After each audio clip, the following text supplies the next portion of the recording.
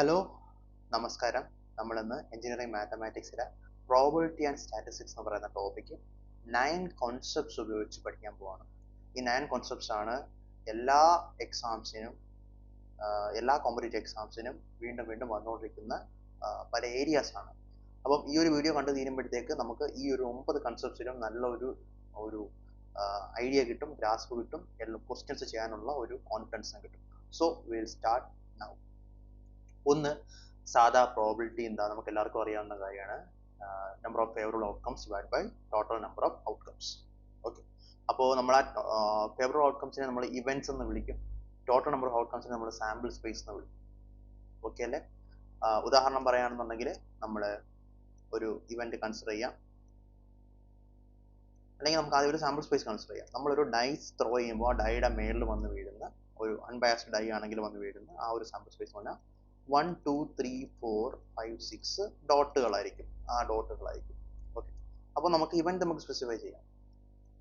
ഞാൻ ഒരു ഇവന്റ് പറയാണ്, number of odd numbers coming, odd numbers വരുന്ന ഇവന്റ്. അപ്പം 1 3 5 മൂന്ന് ഓഡ് നമ്പേഴ്സ് ആണ് വരിക. അപ്പം ഇതിന്റെ പ്രോബിലിറ്റി എന്താണ്? ഈ ഒരു ഇവന്റിന്റെ പ്രോബിലിറ്റി E1 എന്ന് വിളിക്കുകയാണ്. ഈ പ്രോബിലിറ്റി ഓഫ് ഇവന്റ് 1 അല്ലെങ്കിൽ P ഓഫ് E1 എന്ന് പറഞ്ഞാൽ ഒന്നുമില്ല, number of E1 divide by number of S. അതായത് 1 3 5 എന്ന് പറഞ്ഞാൽ മൂന്ന് നമ്പർ ഡിവൈഡ് ബൈ ഇവിടെ മൊത്തം 6 നമ്പർ. അപ്പോൾ പ്രോബിലിറ്റി 0.5 ആയിരിക്കും. ഓക്കെ, ഇനി ഞാൻ ഇവൻ 2 ഞാൻ കൺസിഡർ ചെയ്യാണ്. ഇവൻ 2 ഞാൻ കൺസിഡർ ചെയ്യുന്നത് മൾട്ടിപ്പിൾ ഓഫ് 2 വരുന്ന, അതായത് ഈവൻ നമ്പേഴ്സ് മൾട്ടിപ്പിൾ ഓഫ് 2 വരുന്ന ആണ്. അപ്പോൾ നമുക്ക് 2 4 6 3 മൾട്ടിപ്പിൾസ് ഓഫ് 2 ആ വരുന്നത്. ഇത് നമുക്ക് ചെയ്ത് പോയി കഴിഞ്ഞാൽ മനസ്സിലാവും. P of E2 വീണ്ടും N of E2 എന്ന് പറഞ്ഞാൽ 3 ആയിരിക്കും. സോ അത് 0.5 തന്നെ ആയിരിക്കും. മറ്റൊരെണ്ണം ഞാൻ കൺസിഡർ ചെയ്യാണ്, ഇവൻ 3 കൺസിഡർ ചെയ്യാണ്. അപ്പോൾ ഇവൻ 3 കൺസിഡർ ചെയ്യുന്നത് എന്താ കൺസിഡർ ചെയ്യുന്നത്? Multiple of 3. അപ്പം ഇവൻ 2 എന്ന് പറഞ്ഞാൽ മൾട്ടിപ്പിൾ ഓഫ് 2, ഇത് മൾട്ടിപ്പിൾ ഓഫ് 3 ആണ് കൺസിഡർ ചെയ്യുന്നത്. ഇവൻ 3 എന്ന് പറയുന്നത് മൾട്ടിപ്പിൾ ഓഫ് 3 ഏതൊക്കെയാണ് വരുന്നത്? 1 വരില്ല, 2 വരില്ല, 3 വരും, 4 വരില്ല, 5 വരും, 6 വരും. അപ്പോൾ പ്രോബിലിറ്റി ഓഫ് ഈ 3 എന്തായിരിക്കും? 2 ഡിവൈഡ് ബൈ 6 ആയിരിക്കും അല്ലെ? രണ്ടെണ്ണേ ഉള്ളൂ, ഡിവൈഡ് ബൈ 6 എന്ന് പറഞ്ഞാൽ എന്തായിരിക്കും? 1/3 ആയിരിക്കും. നമുക്ക് 1/2 എന്ന് വിളിക്കും. ഓക്കെ അല്ലേ? അപ്പോൾ ഇത്രയും കാര്യങ്ങൾ കൃത്യമായിട്ട് മനസ്സിലായല്ലോ. ഇനി നമുക്ക് വേറൊരു കാര്യം മനസ്സിലാക്കുന്നത്, എപ്പോഴും ഒരു ഇവന്റിന്റെ പ്രോബിലിറ്റി 1നും 0ക്കും ഇടയ്ക്കായിരിക്കും വരുന്നത്. അതായത് ആ ഇവന്റ് എന്ന് പറഞ്ഞാൽ സാമ്പിൾ സ്പേസിനകത്ത് ആ ഇവന്റ് ഇല്ലാത്ത അവസ്ഥ. ഉദാഹരണം ഞാൻ പറയാണ്, എന്റെ ഇവന്റ് എന്ന് പറഞ്ഞാൽ 7 കിട്ടുക എന്നുള്ളതാണ് ഡൈസ് ത്രോയും. അതൊരിക്കലും നടക്കാത്ത ഒരു കാര്യമാണ്. അപ്പോൾ അത് 0 ആയിരിക്കും. അപ്പോൾ അതുകൊണ്ട് തന്നെ നമുക്കത് 0 ആയിരിക്കും കിട്ടുക. ഇവന്റിനകത്ത് ഇല്ലാത്ത അല്ലെങ്കിൽ സാമ്പിൾ സ്പേസിന് ഇല്ലാത്ത ഒരു ഇവന്റ് എടുത്തു കഴിഞ്ഞാൽ 0 ആയിരിക്കും കിട്ടുക. സാമ്പിൾ സ്പേസിലുള്ള എല്ലാ എലമെന്റ്സും ചേർത്താണ് നമ്മൾ ഇവന്റ് എടുക്കുന്നത്. അതായത് 1 തൊട്ട് 6 വരെയുള്ള ഏതെങ്കിലും നമ്പർ കിട്ടാനുള്ള പ്രോബിലിറ്റി എന്താണ് ഡൈ ത്രോ എന്ന് പറഞ്ഞാൽ 1 ആണ്. കാരണം 1 തൊട്ട് 6 വരെ ഏതെങ്കിലും ഒരെണ്ണം കിട്ടിയിരിക്കും. ഓക്കെ, അപ്പോൾ ആ സാമ്പിൾ സ്പേസ് മുഴുവനായിട്ട് നമ്മൾ എടുത്താൽ നമുക്ക് 1 കിട്ടുകയും ചെയ്യും പ്രോബിലിറ്റി. ഓക്കെ, P of 5 എന്ന് പറഞ്ഞാൽ എന്താണ്? നൾ സെറ്റ് ആണ്. ഓക്കെ, നൾ സെറ്റിന്റെ പ്രോബിലിറ്റി എന്ന് പറഞ്ഞാൽ 0 ആയിരിക്കും. ഓക്കെ അല്ലേ? അതായത് ഒരു ഡൈ ത്രോ ചെയ്യുമ്പോഴത്തേക്ക് ഒന്നും കിട്ടാതിരിക്കാനുള്ള സാധ്യത, ഒരു നമ്പർ മേടി വരാതിരിക്കാനുള്ള സാധ്യത, അങ്ങോട്ട് സാധ്യതയില്ല, ഏതെങ്കിലും നമ്പർ വരും. അപ്പോൾ അത് 0 ആയിരിക്കും. ഓക്കെ, അപ്പം E1 E2 E3 എല്ലാം മനസ്സിലായെന്ന് വിചാരിക്കുന്നു. 3 ഇവന്റ്സ് വെച്ചിട്ട് 3 പ്രോബിലിറ്റീസ് ഞാൻ പറഞ്ഞിട്ടുണ്ട്. ഓക്കെ, നിങ്ങൾക്ക് അത് നോട്ട്സ് റെഫർ ചെയ്യാം. Okay, fine. Now concept 2. ഏതാണ് കോൺസെപ്റ്റ് 2 വരുന്നത്? കോൺസെപ്റ്റ് 2 വരുന്നത് E1 E2 രണ്ട് ഇവന്റ് ആണെങ്കിൽ എന്താ? P of E1 union E2 എന്ന് പറഞ്ഞാൽ E1 ഓ E2 ഓ, അതാണ് E1 യൂണിയൻ E2 ന്റെ അർത്ഥം. ഓർ ആണ്, E1 അല്ലെങ്കിൽ E2. ഉദാഹരണത്തിന് ഞാൻ E2 എന്ന് പറയുന്നത് മൾട്ടിപ്പിൾ ഓഫ് 2 ആണ്, E3 ആണ് മൾട്ടിപ്പിൾ ഓഫ് 3 ആണ്. അപ്പം E1 E2 യൂണിയൻ E3 എന്ന് പറഞ്ഞാൽ അതിന്റെ അർത്ഥം എന്തെന്ന് അറിയാമോ? അതായത് മൾട്ടിപ്പിൾ ഓഫ് 2 ആയിരിക്കും അല്ലെങ്കിൽ മൾട്ടിപ്പിൾ ഓഫ് 3 ആയിരിക്കും. അപ്പൊ അങ്ങനത്തെ നമ്പേഴ്സ് എന്ന് പറഞ്ഞേ, അങ്ങനെ മൾട്ടിപ്പിൾ ഓഫ് 2 ആയിരിക്കും അല്ലെങ്കിൽ 3. 1 എന്ന് പറഞ്ഞാൽ 2ന്റെയും 3ന്റെയും മൾട്ടിപ്പിൾ അല്ല. പക്ഷെ 2 വരാം, 3 വരാം, 4 വരാം, 5 1ന്റെയോ 2ന്റെയോ 3ന്റെയോ മൾട്ടിപ്പിൾ അല്ല 5, 6 വരാം. ഇത് ഈ 4 നമ്പേഴ്സിന്റെ പ്രത്യേകത എന്താ? ഒന്നുകിൽ 2ന്റെ മൾട്ടിപ്പിൾ ആയിരിക്കും, അല്ലെന്നുണ്ടെങ്കിൽ അത് 3ന്റെ മൾട്ടിപ്പിൾ ആയിരിക്കും. അതാണ് E2 യൂണിയൻ E3 എന്ന് പറഞ്ഞാൽ. ഓക്കെ, is equal to, അപ്പോൾ P of E1 union E2 എന്ന് പറഞ്ഞാൽ എന്ത് കണ്ടുപിടിക്കാൻ പറ്റും? P of E1 plus P of E2 minus P of E1 intersection E2. എന്നാൽ E1 intersection E2 എന്ന് പറഞ്ഞാൽ ഇങ്ങനെ intersection കാണിക്കുന്നത്, ഇങ്ങനെയാണ് യൂണിയൻ കാണിക്കുന്നത്. intersection എന്ന് പറഞ്ഞാൽ 2-ന്റെയും 3-ന്റെയും ആയിരിക്കും. ഈ കേസ് നമുക്ക് എന്താ പറയാൻ പറ്റും? നമുക്ക് വേറൊരു സാധനം പറയാം. എന്താ? E2 intersection E3 എന്ന് പറഞ്ഞാൽ എന്തായിരിക്കും? 2-ന്റെയും 3-ന്റെയും മൾട്ടിപ്പിൾ ആയിട്ട് വരണം. അങ്ങനെ എന്ത് മാത്രമേ ഉള്ളൂ? 6 മാത്രമേ വരൂ കേട്ടോ. അതാണ് നമുക്ക് മനസ്സിലാവുന്ന കാര്യം. ഓക്കെ, അപ്പം നമുക്ക് ഈ ഒരു റിലേഷൻ കറക്റ്റ് ആണെന്ന് നമുക്ക് ചെക്ക് ചെയ്ത് നോക്കാം. ഈ കേസിൽ P of E1 intersection E1 E2 union E3, അതായത് 2-ന്റെയും 3-ന്റെയും മൾട്ടിപ്പിളിന്റെ കാര്യം പറയാം. അപ്പം ഇവിടുത്തെ നമുക്ക് P value P of E2 union E3 എന്ന് പറഞ്ഞാൽ എന്തായിരിക്കും? 4/6 ആയിരിക്കും. ഡൗട്ട് ഒന്നും ഇല്ലല്ലോ. അതേപോലെ ഇവിടെ P of E2 intersection E3 എന്ന് പറഞ്ഞാൽ എന്തായിരിക്കും? 6 ഒരെണ്ണേ ഉള്ളൂ, 1/6 ആയിരിക്കും. ഇത് 2/3. അപ്പോൾ വാല്യൂസ് പ്ലഗ് ഇൻ ചെയ്ത് നോക്കാം. P of E1 എന്ന് പറഞ്ഞാൽ എന്താ? P of E1 ഇവിടെ എന്താണ്? E1 എന്ന് പറഞ്ഞാൽ ഇവിടെ E2 ആണ്, ഇവിടെ E2 E3 ആണ്. E1 E2 എന്നുള്ളത് നമ്മൾ E2 E3 എന്ന് വിളിക്കണം. അപ്പോൾ P of E2 എന്ന് പറഞ്ഞാൽ ഹാഫ്. P of E2 എന്ന് പറഞ്ഞാൽ P of E3 എന്താണ്? P of E3 കേസിൽ 1/3. E1 intersection E2 എന്ന് പറഞ്ഞാൽ E2 intersection E3. E2 intersection E3 എന്താണ്? നമുക്ക് 1/6. അപ്പോൾ ഇങ്ങനെ ചെയ്തും ഇതിൽ ഉത്തരം എന്താ കിട്ടുക? 1/2 plus 1/3 minus 1/6 വേണം. അപ്പോൾ നമുക്ക് എങ്ങനെ എഴുതാൻ പറ്റും? നമുക്ക് 6-ന്റെ ടേംസിൽ എഴുതാം. ഇതെന്ന് പറഞ്ഞാൽ 3/6 എന്ന് വിളിക്കാം. 1/2 3/6 ആണ്. 1/3 എന്ന് പറഞ്ഞാൽ 2/6 ആണ്. minus 1/6 is equal to 3, 4, 5 minus 1 4. 4/6 is equal to 2/3. Okay. Now നോക്ക്, E2 ഇവിടെ E1 union E2, മറ്റടുത്ത് E2 union E3. എന്താണ് E2 union E3? E2 union E3യുടെ probability 2/3 തന്നെയാണ് കേട്ടോ. 4/6 2/3 തന്നെ വേണം. അതായത് ഈ ഒരു ഇക്വേഷൻ കറക്റ്റ് ആണെന്ന് ഞാൻ ജസ്റ്റ് ഒന്ന് വെരിഫൈ ചെയ്തതാണ്. ഇങ്ങനെ ഒരു ഇക്വേഷൻ ഉണ്ടെന്ന് വളരെ ഓർക്കാണ്. ഈ ഇക്വേഷനിൽ നിന്ന് ഡയറക്റ്റ് ആയിട്ട് ക്വസ്റ്റ്യൻസ് ചോദിക്കാറുള്ളതാണ്. സോ അതിന്റെ പേരാണ് അഡീഷൻ തിയറം എന്നാണ് ഇതിന്റെ പേര്. Okay. So P of E1 union E2 is equal to P of E1 plus P of E2 minus P of E1 intersection E2. Fine. Ready? അടുത്തത് ഈ നമുക്ക് രണ്ട് കേസുകൾ പഠിക്കാം. ഒന്ന്, E1ഉം E2ഉം ഇൻഡിപെൻഡന്റ് ഈവന്റ് ആവുന്ന സമയം. എന്താണ് ഇൻഡിപെൻഡന്റ് ഈവന്റ്? ഇൻഡിപെൻഡന്റ് ഈവന്റ് എന്ന് പറഞ്ഞാൽ എന്താണ്? occurrence and non occurrence of one event does not affect the other. ഒരു ഇവന്റ് ഒക്കർ ചെയ്യുന്നത് വേറൊരു ഇവന്റിന്റെ ഒക്കറൻസുമായിട്ട് ഒരു ബന്ധമില്ലാത്ത കാര്യമായിരിക്കും. ഓക്കെ, അപ്പൊ ആ കേസിൽ P of E1 intersection E2നെ നമുക്ക് P of E1 into P of E2 എന്ന് വിളിക്കാൻ വേണ്ടി പറ്റും. ഉദാഹരണം, ഒരു ഡൈസിന്റെ കേസ് തന്നെ എടുക്കാം. S is equal to 1, 2, 3, 4, 5 ആണ് ഡൈസിന്റെ കേസ്. അതിനകത്ത് ഇവന്റ് 1 എന്ന് പറഞ്ഞാൽ 2, 4 അല്ലെങ്കിൽ 6 വരാനുള്ള പ്രോബിലിറ്റി ആണ്. E2 എന്ന് പറഞ്ഞാൽ എന്താ? അതേ ഡൈസ് പിന്നെ ഇടുമ്പം 5, 6 വരാനുള്ള പ്രോബിലിറ്റി ആണ്. ഈ 2, 4, 6 ആദ്യം ഇടുന്ന ഒരു ഡൈ ഇടുമ്പോൾ വരുന്നുണ്ടോ ഇല്ലയോ എന്നുള്ളത് രണ്ടാമത്തത് 5, 6 രണ്ടാമത് ഇത് ഡൈസ് ഇടുമ്പോൾ വരുന്നുണ്ടോ ഇല്ല എന്നുള്ളത് ഡിപ്പെൻഡ് ചെയ്യുന്ന കാര്യമല്ല. അതുകൊണ്ട് തന്നെ 2, 4, 6ഉം 5, 6ഉം നമുക്ക് ഇൻഡിപെൻഡന്റ് ഇവന്റ്സ് എന്ന് എടുക്കാം. അപ്പം പ്രോബിലിറ്റി ഓഫ് E1 എന്താണ്? പ്രോബിലിറ്റി ഓഫ് 2, 4, 6 ആണ് 1/2. പ്രോബിലിറ്റി ഓഫ് ഇതെന്താണ്? 5, 6 വരുന്നത് എന്താണ്? 1/3 ആയിരിക്കും. കാരണം 2/6 1/3 ആണ്. ഓക്കെ, അപ്പം ഈ കേസിൽ E1 intersection E2 എന്ന് പറഞ്ഞാൽ E1 intersection E2 എന്ന് പറഞ്ഞാൽ 6 ആണ്. 6 എന്ന് പറഞ്ഞാൽ എന്താണ്? P of E1 intersection E2 എന്ന് പറഞ്ഞാൽ 1/6 ആണ്. കാരണം 6 ഒരെണ്ണം മാത്രമേ ഉള്ളൂ. ആ ഒരെണ്ണം മാത്രം വരാനുള്ള പ്രോബിലിറ്റി 1/6 ആണ്. 1/6 ആണ്. അതെന്ന് പറഞ്ഞാൽ P of E1 into P of E2 കൂടെ ഈ രണ്ടും കൂടെ മൾട്ടിപ്ലൈ ചെയ്താൽ കിട്ടുകയും ചെയ്യും. അപ്പം അതാണ് ഇൻഡിപെൻഡന്റ് ഇവന്റ്. ഒരു ഇവന്റ് ഒക്കർ ആവുന്നത് വേറൊരു ഇവന്റ് ഒക്കർ ആവുന്നതിന് ഡിപ്പെൻഡ് ചെയ്യാത്തൊരവസ്ഥ. ഈ കേസിൽ 2, 4, 6ഉം 5, 6 അങ്ങനെ രണ്ട് ഇവന്റ്സ് എടുത്ത് ഈ രണ്ട് ഇവന്റ്സും അങ്ങോട്ടും ഇങ്ങോട്ടും ഡിപ്പെൻഡ് ചെയ്യാത്തതുകൊണ്ട് തന്നെ ഈ രണ്ട് ഇവന്റ്സിന്റെ ഇന്റർസെക്ഷൻ എടുത്തു കഴിഞ്ഞാൽ അത് രണ്ട് പ്രോബിലിറ്റീസിന്റെയും പ്രോഡക്റ്റിന് സമമായിരിക്കും. So probability of E1 intersection E2 if E1 and E2 are independent events, P of E1 intersection E2 is equal to P of E1 into P of E2 എന്ന് നമുക്ക് പറയാൻ വേണ്ടി പറ്റും. അതാണ് കേസ് 1 നമുക്ക് പഠിക്കാനുള്ള കാര്യം, ഇൻഡിപെൻഡന്റ് ഇവന്റ്സിന്റെ കാര്യം. ഓക്കെ അല്ലേ? അടുത്തത് E1ഉം E2ഉം മ്യൂച്വലി എക്സ്ക്ലൂസീവ് ആവുന്ന ഒരു കേസാണ്. മ്യൂച്വലി എക്സ്ക്ലൂസീവ് ആവുന്ന കേസ്. ഓക്കെ, എന്താണ് ഒരു മ്യൂച്വലി എക്സ്ക്ലൂസീവ് ഇവന്റ് എന്ന് ആദ്യം പഠിക്കാം. When two events cannot occur together, it is called a mutually exclusive. രണ്ട് ഇവന്റുകൾ ഒരുമിച്ച് ഒക്കർ ചെയ്യാൻ സാധ്യതയില്ലാത്ത ഒരു സമയത്തിനെ നമുക്ക് എന്ന് വിളിക്കാം? മ്യൂച്വലി എക്സ്ക്ലൂസീവ് ഇവന്റ് എന്ന് വിളിക്കാൻ വേണ്ടി പറ്റും. അതായത് ഇവന്റ് 1-നകത്ത് സെറ്റിനകത്തുള്ള എലമെന്റ്സും ഇവന്റ് 2-ൽ സെറ്റിനകത്തുള്ള എലമെന്റ്സും ഡിസ്റ്റിങ്ക്റ്റ് ആയിരിക്കും, വേറെ വേറെ ആയിരിക്കും. ഈ കേസ് നോക്കിക്കഴിഞ്ഞാൽ നമുക്ക് അറിയാൻ പറ്റും, ഈ കേസ് നമുക്ക് നോക്കിയാൽ അറിയാൻ പറ്റും. ഇവിടെ 6 കണ്ടോ, 6 രണ്ടിലും വരുന്നുണ്ട്. അപ്പൊ അതുകൊണ്ടൊന്നും മ്യൂച്വലി എക്സ്ക്ലൂസീവ് അല്ല. ഇത് ഫസ്റ്റ് ഇൻഡിപെൻഡന്റ് ഇവന്റ്സ് എന്ന് പറയാൻ പറ്റൂ. E1 ഉണ്ടാവുന്നത് E2 ഉണ്ടാവുന്നത് തമ്മിൽ ഇൻഡിപെൻഡന്റ് ആയിരിക്കും. E1 ഉണ്ടാവുന്നത് E2 ഉണ്ടാവുന്നത് ഡിപ്പെൻഡ് ചെയ്യാത്തതില്ല, ഇൻഡിപെൻഡന്റ് ആയിരിക്കും. പക്ഷേ ഈ ഒരു 6 എന്ന് പറഞ്ഞ സാധനം ഇവിടെ ഇല്ലായിരുന്നു വിചാരിക്കുക. അപ്പം E1 എന്നുള്ള സാധനം 2, 4 മാത്രം, ഇത് തന്നെ 5 മാത്രം. അപ്പൊ അവിടെ നിന്ന് ഒരു മ്യൂച്വലി എക്സ്ക്ലൂസീവ് ഇവന്റ് ആണ് ഉണ്ടായത്. അതായത് രണ്ടിനും കണക്ഷൻ ആയിട്ടുള്ള ഒരു ഇതില്ല. 2 events cannot occur together. അതിനെ ഒരുമിച്ച് ഉണ്ടാവാൻ പറ്റത്തില്ല. അതിനെ മ്യൂച്വലി എക്സ്ക്ലൂസീവ് ഇവന്റ് എന്നാണ് നമ്മൾ വിളിക്കുന്നത്.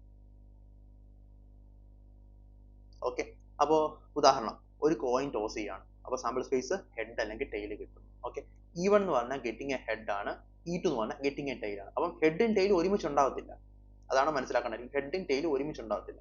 അതുപോലെ നമുക്ക് മറ്റേ ഇതിന്റെ കേസിൽ പറയാം, നമുക്ക് ഡൈസിന്റെ കേസിൽ പറയാം.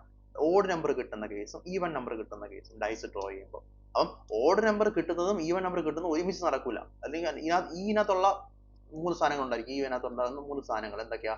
1, 3, 5. ഇതിനകത്തുള്ള 3 സാധനങ്ങൾ എന്തൊക്കെയാ? 2, 4, 6. ഇത് രണ്ടും ഒരുമിച്ച് ഉണ്ടാവില്ല. ഓഡ് ഉണ്ടായാൽ ഈവൻ കിട്ടൂല, ഈവൻ ഉണ്ടായാൽ ഓഡ് കിട്ടൂല. ആ രീതിക്ക് വരുന്നത് ഈ 3 സാധനവും ഈ 3 സാധനത്തിനകത്ത് അങ്ങോട്ടും ഇങ്ങോട്ടും ഈക്വൽ ആയിട്ടുള്ള എലമെന്റ്സ് കാണത്തില്ല. അതിനാണ് മ്യൂച്വലി എക്സ്ക്ലൂസീവ് ഇവന്റ്സ് എന്ന് വിളിക്കുന്നത്. When 2 events cannot occur together, it is called a mutually exclusive event. അപ്പോൾ ഈ കേസിൽ getting a head 1/2 ആണ്, getting a tail 1/2 ആണ്. പക്ഷേ getting a head and a tail of E1 intersection E2 എന്ന് പറഞ്ഞാൽ 0 ആയിരിക്കും.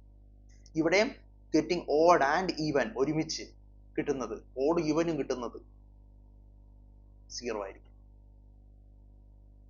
കാരണം ഓഡ് നമ്പേഴ്സ് ഈവൻ നമ്പേഴ്സ് അല്ല, ഈവൻ നമ്പേഴ്സ് ഓഡ് നമ്പേഴ്സ് അല്ല. ഇവിടെ ഹെഡ് ടെയിൽ അല്ല, ടെയിൽ ഹെഡ് അല്ല. പിന്നെ എങ്ങനെയാണ് രണ്ടും ഒരുമിച്ച് കിട്ടുന്നത്? അതാണ് മ്യൂച്വലി എക്സ്ക്ലൂസീവ് ഇവന്റ്സും ഇൻഡിപെൻഡന്റ് ഇവന്റ്സും. അപ്പോൾ ഇൻഡിപെൻഡന്റ് ഇവന്റ്സ് എന്ന് പറഞ്ഞാൽ ഒരു ഇവന്റ് മറ്റൊരു ഇവന്റിനെ ഡിപ്പെൻഡ് ചെയ്യുന്നത്. മ്യൂച്വലി എക്സ്ക്ലൂസീവ് ഇവന്റ് എന്ന് പറഞ്ഞാൽ രണ്ട് ഇവന്റ്സ് ഒരുമിച്ച് ഒക്കർ ചെയ്യാൻ പറ്റാത്ത കേസാണ് മ്യൂച്വലി എക്സ്ക്ലൂസീവ് ഇവന്റ് എന്ന് പറയുന്നത്. ആ കേസിൽ E1 ഒരു മ്യൂച്വലി എക്സ്ക്ലൂസീവ് ഇവന്റും E2 വേറെ മ്യൂച്വലി എക്സ്ക്ലൂസീവ് ഇവന്റ് ആണെങ്കിൽ E1 ഇന്റർസെക്ഷൻ E2 എന്നുള്ള സാധനം 0 ആയിരിക്കും എന്നുള്ളതാണ് അവിടുത്തെ കൺസെപ്റ്റ്. ഓക്കെ അല്ലേ? അങ്ങനെ നമ്മൾ രണ്ട് കൺസെപ്റ്റ്സ് പഠിച്ചു. കൺസെപ്റ്റ് 1 കൺസെപ്റ്റ് 2 ആണ് നമ്മൾ പഠിച്ചത്. ഓക്കെ, ഇനി ഒരു കാര്യം കൂടെ നോക്കിക്കോളൂ. For 2 independent events E1 and E2, if P of E1 is equal to 0, then P of E1 intersection E2 is equal to P of E1 into P of E2 is equal to 0. അതായത് both events hence also become mutually exclusive.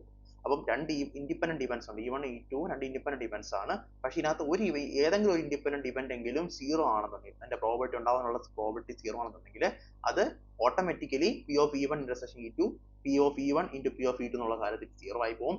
ഇങ്ങനെ P of E1 intersection E2 0 ആയി പോയി കഴിഞ്ഞാൽ events mutually exclusive ആവും. അതൊരു special കേസാണ്. Independent events, ഒരു രണ്ട് ഇൻഡിപെൻഡന്റ് ഇവന്റ്സിനകത്ത് ഏതെങ്കിലും ഒരു ഇൻഡിപെൻഡന്റ് ഇവന്റിന്റെ പ്രോബിലിറ്റി 0 ആണെങ്കിൽ അത് ഒരു മ്യൂച്വലി എക്സ്ക്ലൂസീവ് ഇവന്റും കൂടെ തന്നെ ആയിരിക്കും. കാരണം അതിന്റെ മൾട്ടിപ്ലൈ ചെയ്യുമ്പോഴായിരിക്കും അതിന് E1 ഇന്റർസെക്ഷൻ E2 എന്ന് അത് 0 ആയി പോകും. അപ്പോൾ അതുകൊണ്ട് എന്ത് സംഭവിക്കും? അത് മ്യൂച്വലി എക്സ്ക്ലൂസീവ് ഇവന്റും കൂടെ ആയിരിക്കും. അതാണ് വേറൊരു ഡീറ്റെയിൽ നമ്മൾ ഇതിനകത്ത് മനസ്സിലാക്കുന്നത്. ഓക്കെ അല്ലേ? ഓക്കെ അല്ലേ? ഓക്കെ, അടുത്ത നമുക്ക് നോക്കാം. രണ്ട് റിലേഷൻസ് നോക്കാം. ഒന്ന്, A union B the whole complement എന്ന് പറഞ്ഞാൽ P of A complement union B complement ആണ്, ഇന്റർസെക്ഷൻ B കോംപ്ലിമെന്റ് ആണ്.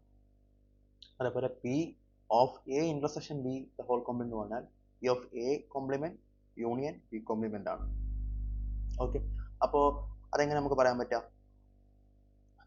നമുക്ക് ഇത് A എന്ന് വിളിക്കാം, ഇതിനെ B എന്ന് വിളിക്കാം. ഓക്കെ, ഇത് ഒരു യൂണിവേഴ്സൽ എന്ന് വിളിക്കാം. ഓക്കെ, ഇനി A union B the whole complement എന്ന് പറഞ്ഞാൽ എന്താ? A യൂണിയൻ B എന്ന് പറഞ്ഞാൽ എന്താ? ഈ ഒരു ഫുൾ സാധനമാണ് A യൂണിയൻ B. ഓക്കെ, അത് മനസ്സിലായല്ലോ. അപ്പോൾ A union B the whole complement എന്ന് പറഞ്ഞാൽ അതൊഴിച്ച്, അതായത് ഈ ടോട്ടൽ യൂണിവേഴ്സിനകത്ത് നിന്ന് അതൊഴിച്ച് ബാക്കിയുള്ള ഇതെല്ലാം, ആ ഒരു ഭാഗം ഒഴിച്ച് ബാക്കിയുള്ള എല്ലാം കൂടെ ചേർന്ന് വിളിക്കുന്ന പേരാണ് എന്ത്? A union B the whole complement. അതിനകത്ത് പറഞ്ഞേക്കുന്നത് ഇത് A complement intersection B complement ആണെന്നാണ് പറഞ്ഞേക്കുന്നത്. അതാണോ അല്ലേ എന്നാണ് നമ്മൾ ചെക്ക് ചെയ്യാൻ പോകുന്നത്. നമുക്ക് നോക്കാം. അപ്പം A കോംപ്ലിമെന്റ് എന്താണ്? A അല്ലാത്ത ബാക്കി സ്ഥലങ്ങൾ, അതായത് ഇതെല്ലാം വരും, ഇതെല്ലാം വരും. ഓക്കെ, അതുപോലെ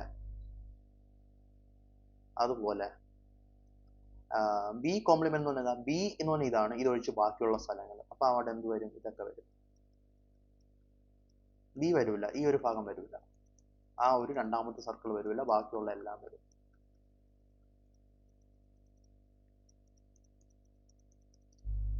ഓക്കെ അല്ലേ? ഇനി പറഞ്ഞേക്കുന്ന എന്താണ്? A complement intersection B complement. A കോംപ്ലിമെന്റും ബി കോംപ്ലിമെന്റും ഇന്റർസെക്ട് ചെയ്യുന്ന സ്ഥലം, അതായത് റെഡും ഗ്രീനും ഒരേപോലെ വരകളുള്ള സ്ഥലം എന്ന് പറഞ്ഞാൽ ഏതാണ്? A union B whole complement തന്നെയാണ്. ഈ സർക്കിൾ കണ്ടോ? അവിടെ പച്ച മാത്രമേ ഇത്രയും ഭാഗത്ത് വരുന്നുള്ളൂ, ഇത്രയും ഭാഗത്ത് ചുവപ്പ് മാത്രമേ വരുന്നുള്ളൂ. ഈ രണ്ട് സർക്കിളിന്റെയും പുറത്തുള്ള കംപ്ലീറ്റ് ഭാഗമാണ് നമുക്ക് എന്ത് കിട്ടിയത്? പച്ചയും ചുവപ്പും കൂടെ ഉള്ള ഭാഗമായിട്ട് കിട്ടി. അതായത് ഇത് കറക്റ്റ് ആണെന്ന് പറയാൻ പറ്റും. അപ്പം ഇത് നമ്മൾ ഇതിങ്ങനെ പ്രൂഫ് ഒന്നും പഠിക്കേണ്ട, ഞാൻ മനസ്സിലാക്കാൻ വേണ്ടി പ്രൂഫ് പറയുന്നതാണ്. പഠിക്കേണ്ട കാര്യം എത്രയേ ഉള്ളൂ, A union B the whole complement എന്ന് പറഞ്ഞാൽ എന്താണ്? A complement intersection B complement. Okay, അതുപോലെ A intersection B the whole complement എന്ന് പറഞ്ഞാൽ എന്താണ്? A complement union B complement. Okay, അപ്പൊ പി ഇടുമ്പോൾ പ്രോബിലിറ്റിയും അങ്ങനെ തന്നെ വരും, ഓക്കെ, അപ്പൊ അതാണ് രണ്ട് ഇമ്പോർട്ടന്റ് റിലേഷൻസ് നമ്മൾ മനസ്സിലാക്കി വെക്കേണ്ട രണ്ട് റിലേഷൻസ്. ഓക്കെ അല്ലേ? ഓക്കെ, അടുത്തത് ഇതെന്താന്ന് ചോദിച്ചിരിക്കുന്നത്, ഈ ഒരു പടത്തിനകത്ത് നിന്ന് വരച്ച് കാണിക്കണം. എന്താണ്? P of A complement intersection B. നിങ്ങൾ സ്വയം ഒന്ന് ചെയ്തു നോക്കൂ, പറ്റത്തില്ലെങ്കിൽ നമുക്ക് നോക്കാം. അപ്പോ എ കോംപ്ലിമെന്റ് എന്ന് പറഞ്ഞാൽ എന്താ? നമുക്കറിയാം, എ ഒഴിച്ച് ബാക്കിയുള്ള സ്ഥലം മുഴുവൻ. അപ്പൊ ഇതെല്ലാം വരും. ഇതും എ ഒഴിച്ച് ബാക്കിയുള്ള സ്ഥലം, എ നിൽക്കുന്ന ഭാഗം വരില്ല, ബാക്കിയുള്ള സ്ഥലം മൊത്തം വരും. ഓക്കെ, അതെ ഇന്റർസെക്ഷൻ ബി, അതിനും ബിക്കും കോമൺ ആയിട്ടുള്ള സ്ഥലമാണ് വെച്ചിരിക്കുന്നത്. അപ്പൊ ബി എന്ന് പറഞ്ഞാൽ എന്താ? ബി എന്ന് പറഞ്ഞാൽ ഈ ഒരു സാധനമാണ്, ഇതിനുള്ളിലാണ്. ഇത്രയാണ് ബി. അപ്പം ഈ എ കോംപ്ലിമെന്റും ബിയും കൂടെ ചേർന്ന് വരുന്ന അല്ലെങ്കിൽ ആ ഒരു സ്ഥലം ഏതാണ്? അതായത് ഉദാഹരണം, ഞാനിപ്പോ എനിക്ക് വേണമെങ്കിൽ ചുവപ്പ് വര വരയ്ക്കാം. ഇങ്ങനെ ചുവപ്പ് വര വരയ്ക്കാം. അപ്പൊ ചുവപ്പും പച്ചയും ഒരുമിച്ചിരിക്കുന്ന വര എവിടെയാണ്? ഈ പറയുന്ന സ്ഥലത്താണ്. എവിടെയാണ്? ഞാൻ കാണിച്ചു തരാം. ഈ ഒരു റീജിയൻ, അതാണ് നമ്മുടെ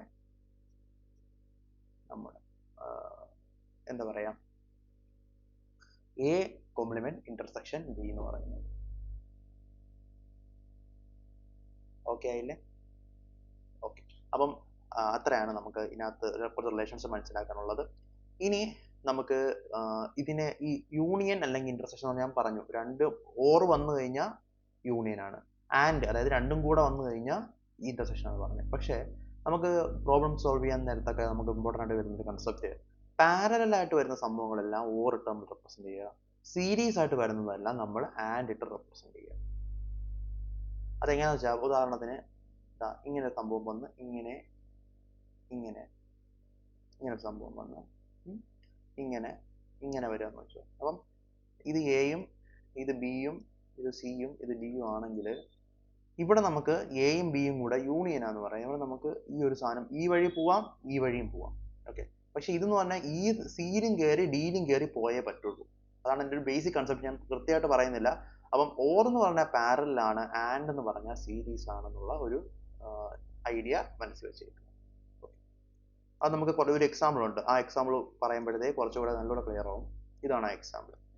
അതായത് ഒരു റോ മെറ്റീരിയൽ ഉണ്ട്, ആ റോ മെറ്റീരിയൽ നമുക്ക് എ എന്ന് പറയുന്ന മെഷീനറി കൂടെ കയറിയിട്ട് സി എന്ന് പറയുന്ന മെഷീനറിയിലോട്ട് വരും. അതുപോലെ കുറച്ച് റോ മെറ്റീരിയൽസ് ബി എന്ന് പറയുന്ന മെഷീനറിയിലോട്ട് കയറിയിട്ട് സി എന്ന് പറയുന്ന മെഷീനറിയിലോട്ട് വരും. ഓക്കെ അല്ലേ? അപ്പോ എ എന്ന് പറയുന്ന മെഷീനറിയിലെ ഫെയിലിയറിന്റെ സാധ്യത 0.15 ആണ്, ബി എന്ന് പറയുന്ന മെഷീനറിയിലെ ഫെയിലിയറിന്റെ സാധ്യത 0.05 ആണ്, സിയുടെ ഫെയിലിയർ സാധ്യത 0.1 ആണെന്ന് വിചാരിക്കുക. മാത്രമല്ല എയും ബിയും സിയും വർക്കിംഗ് ഇൻഡിപെൻഡന്റ്ലി ആണെന്ന് വിചാരിക്കുക. അപ്പൊ ആ ഒരു കേസിൽ നമുക്ക് പറയാൻ പറ്റുന്നത് probability that A given job is successfully processed, ഒരു ജോബ് കറക്റ്റ് ആയിട്ട് പ്രോസസ് ആവുന്നുള്ളതിന്റെ പ്രോബിലിറ്റി എന്താണെന്ന് ചോദിച്ചത്. അപ്പോൾ പ്രോബിലിറ്റി ഓഫ് എ എന്താണ്? 1 - 0.15. കാരണം പ്രോബിലിറ്റി ഓഫ് ഫെയിലിയർ എന്ന് പറഞ്ഞേക്കുന്നത്, പ്രോബിലിറ്റി സക്സസ് എന്ന് പറഞ്ഞാൽ 1 - 0.15 0.85. അതുപോലെ പ്രോബിലിറ്റി ഓഫ് ബി 0.95, അടുത്ത പ്രോബിലിറ്റി ഓഫ് സി 0.9. ആൻസർ എന്ന് പറഞ്ഞാൽ probability of A union B intersection C. കാരണം എയും ബിയും പാരലൽ ആണ്, അപ്പൊ അത് യൂണിയൻ ആണ്. A union B intersection C, കാരണം സീരീസ് ആണ്. ഓക്കെ, ഇത് വീണ്ടും ഇങ്ങനെ പോയിരുന്നെങ്കിലോ, ഇവിടെ ഡിയും കൂടെ ഉണ്ടായിരുന്നെങ്കിൽ എന്ത് എഴുതാൻ പറ്റിയേനെ?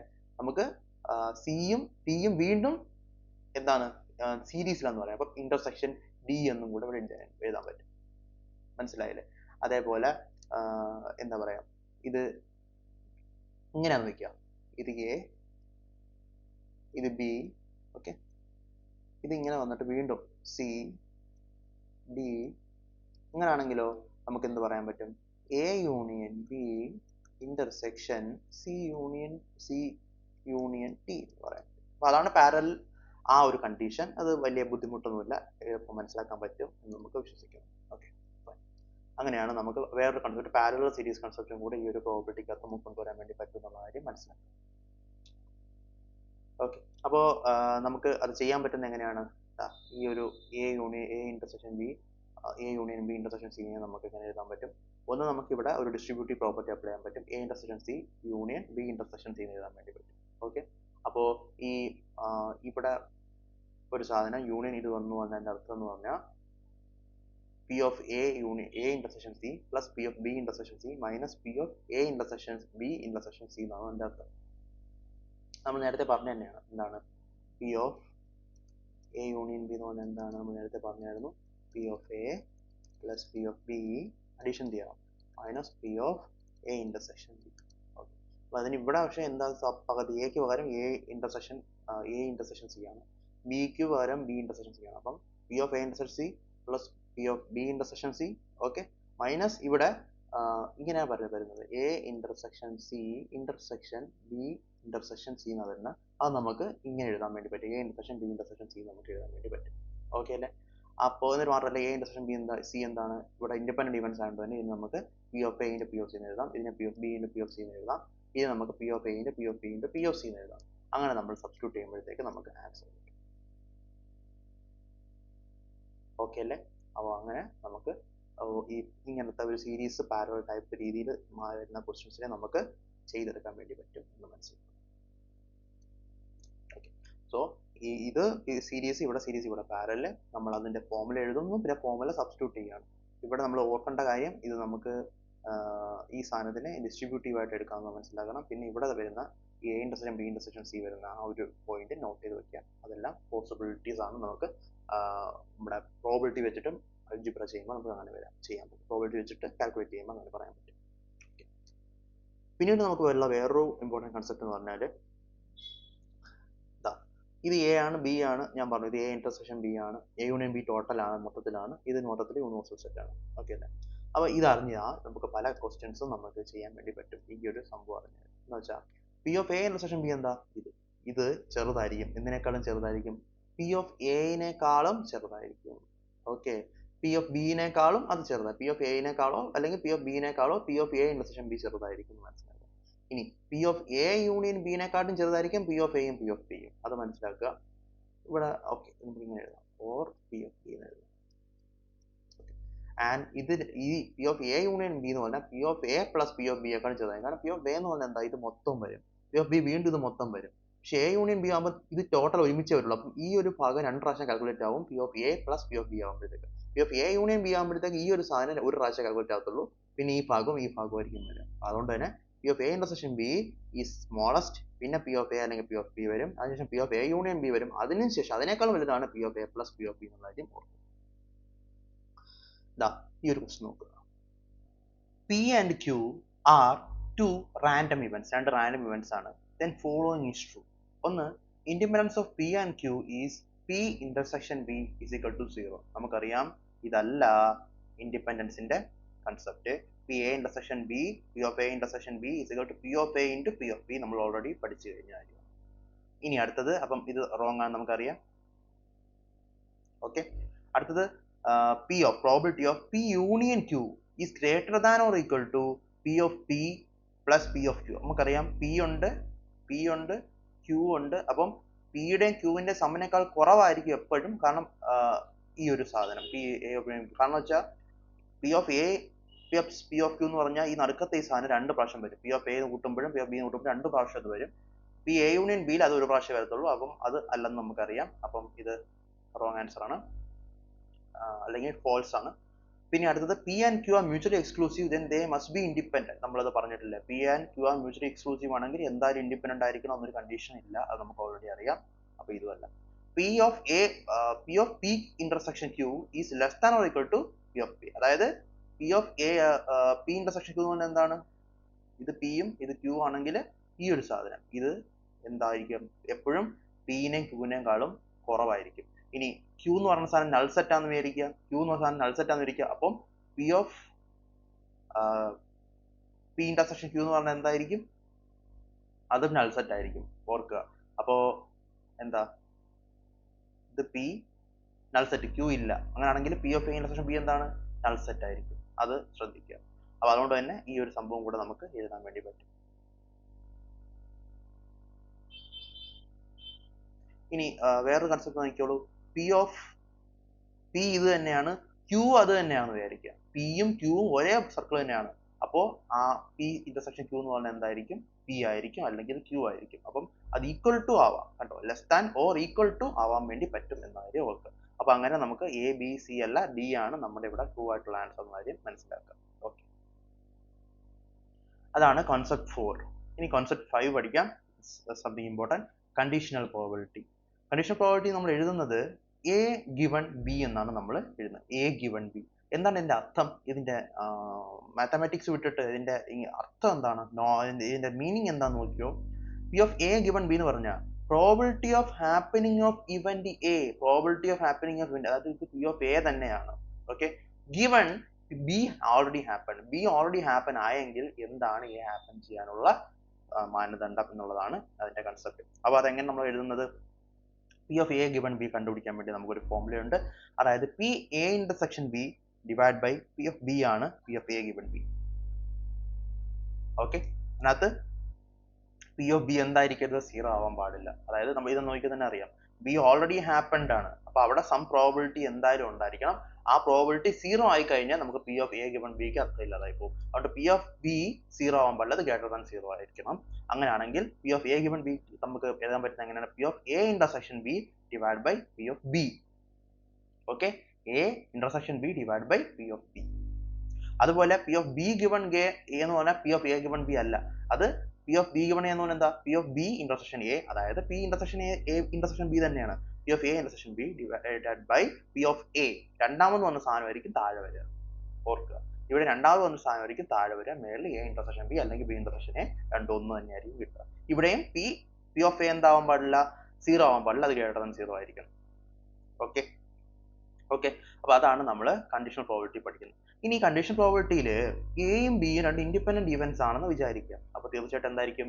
P of A intersection B എന്താണെന്ന് നമുക്ക് അറിയാൻ പറ്റും, P of A into P of B ആണെന്ന് മനസ്സിലാക്കാൻ പറ്റും. അപ്പൊ അതുകൊണ്ട് തന്നെ P of A given B ൽ ബിക്ക് യാതൊരു പങ്കും ഉണ്ടാവത്തില്ല.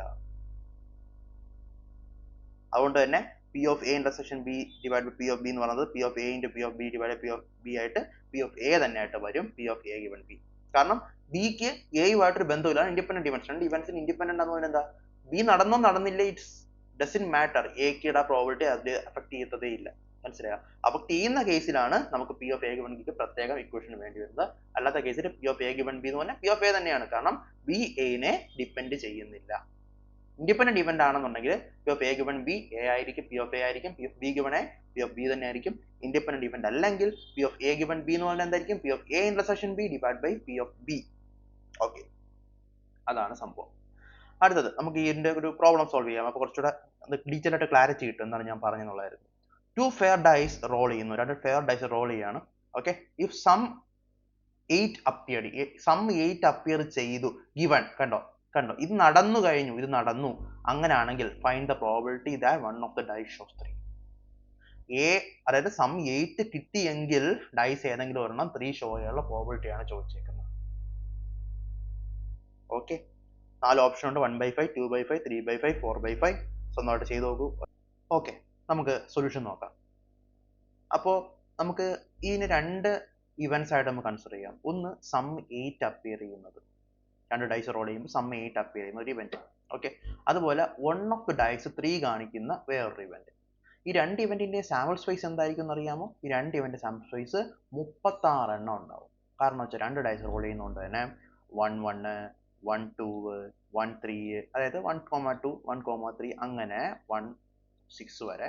പിന്നെ 2ന്റെ ഇങ്ങനെ 2,1 2 2 അങ്ങനെ 2 6 വരെ പോവും.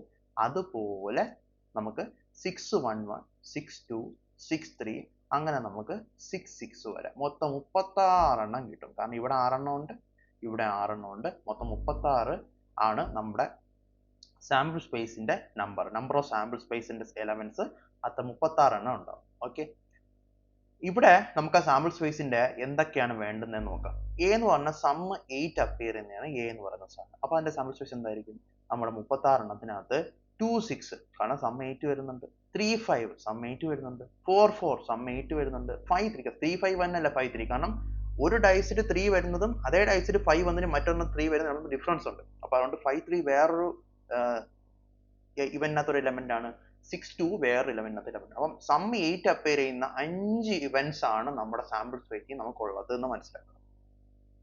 ഓക്കെ, അത് എ.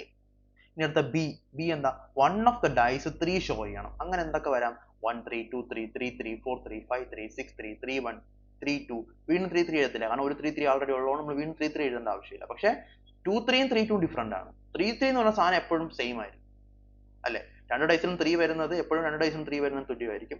അപ്പൊ അങ്ങനെ 3 4 3 5 3 7 1 2 3 4 5 6 7 8 9 10 11 11 എണ്ണമാണ് നമുക്ക് ബിയിലുള്ളത്. നമ്മുടെ ചോദ്യം എന്താണ്? P of B given A, അതായത് ഇഫ് സം 8 അപ്പിയർഡ്, അതായത് എ ഗിവൺ ആയി ഓക്കെ, അങ്ങനെയാണെങ്കിൽ find that the one of the dice shows 3. B ആണ് ചോദിച്ചിരിക്കുന്നത്. P of B given A ആണ് നമുക്ക് ചോദിച്ചിരിക്കുന്നത്. P of B given A കണ്ടുപിടിക്കാൻ നമുക്ക് ഓൾറെഡി ഇക്വേഷൻ അറിയാം. P of A intersection B divide by P of A ആണെന്ന് നമുക്കറിയാം. Okay, P of A intersection B divide by P of A ആണ്. Fine അല്ലേ? അപ്പോ നമുക്ക് ഇതിനകത്ത് P of A intersection B ആദ്യം കണ്ടുപിടിക്കാം. P of A intersection B എന്ത് വരും? ഇവിടെയും വരുന്ന എലമെന്റ്സ് രണ്ടെണ്ണേ ഉള്ളൂ, 3 5 ഉം 5 3. അതായത് സം 8 ആവുകയും വേണം, എന്നാൽ ഒരു ഡൈറ്റ് 3 ഷോ ചെയ്യുകയും വേണം. അങ്ങനെയുള്ള ഇവന്റ്സ് ആണ് എ ഇന്റർസെക്ഷൻ ബിയിൽ വരുന്ന. 3 5 ഉം 5 3 മാത്രമേ വരുള്ളൂ. അപ്പോ പി ഓഫ് ബി ഗിവൺ എന്ന് പറഞ്ഞാൽ P of A intersection B divide by P of A ആണ്. അത് 2 by 36, കാരണം ഇത് 2 ആണ്. 2 by 36 എന്താ? ടോട്ടൽ നമ്പർ ഓഫ് നമ്മുടെ സാമ്പിൾ സ്പേസ്. അതുപോലെ ഡിവൈഡ് ബൈ 5 by 36, കാരണം പി ഓഫ് എ എന്ന് പറഞ്ഞാൽ എന്താ? ഈ 5 എലമെന്റ്സ് ഡിവൈഡ് ബൈ സാമ്പിൾ സ്പേസിനകത്ത് 36. അങ്ങനെ 2 by 5 ആയിരിക്കും നമ്മുടെ പ്രോബിലിറ്റി. എന്തിന്റെ? If sum 8 appeared find the probability that one of the dice shows 3. അപ്പൊ അതിന്റെ പ്രോബിലിറ്റി ആണ് 2 by 5. ഈ സെയിം സാധനം നമുക്ക് തിരിച്ച് ചെയ്ത് നോക്കാം. ഒന്ന് തിരിച്ചു ചോദിക്കാം. 2 ഫെയർ ഡൈസ് റോൾ ചെയ്യുന്നു. If one of dice shows 3, one dice show 3 പ്രത്യേകം പറയുന്നുണ്ട്, find the probability that sum appear is 8. നേരത്തെ സം 8 ആണെങ്കിൽ വൺ ഓഫ് ദ ഡൈ 3 ആവാനുള്ള സാധ്യത. ഇത് വൺ ഓഫ് ദ ഡൈ 3 ആണെങ്കിൽ സം 8 ആവാനുള്ള സാധ്യത. വീണ്ടും എയും ബി ഒന്നും മാറുന്നില്ല. എ നമ്മൾ നേരത്തെ പറഞ്ഞ തന്നെ, ബി നമ്മൾ നേരത്തെ പറഞ്ഞ തന്നെ. പക്ഷേ നമ്മുടെ B intersection A divide by P of B ആയിരിക്കും നമുക്ക് കിട്ടുന്നത്. അപ്പം എ ഇന്റർസെക്ഷൻ ബി നമുക്ക് വീണ്ടും എന്ത് സംഭവിക്കുന്നത്? ഓക്കെ, ഇവിടെ എന്തോ ഒരു മിസ്റ്റേക്ക് പറ്റിയിട്ടുണ്ട്. One of the dice shows 3 വരുന്നത് 1 3 2 3 3 3 4 3 5 3 6 3 3 1 3 2. ഓക്കെ, അത് നമുക്കറിയാം. ബി എന്ന് പറഞ്ഞാൽ എന്താണ്? B sum appears 8 2 6 3 5. ഇത് നമ്മൾ ഓൾറെഡി എഴുതിയതാണ്. നമുക്ക് വേണ്ടുന്നത് P of B intersection A ആണ്. P of B intersection A എന്ന് പറഞ്ഞാൽ എന്താ നമുക്ക് എഴുതാൻ പറ്റുക? ഇസിക്കൽ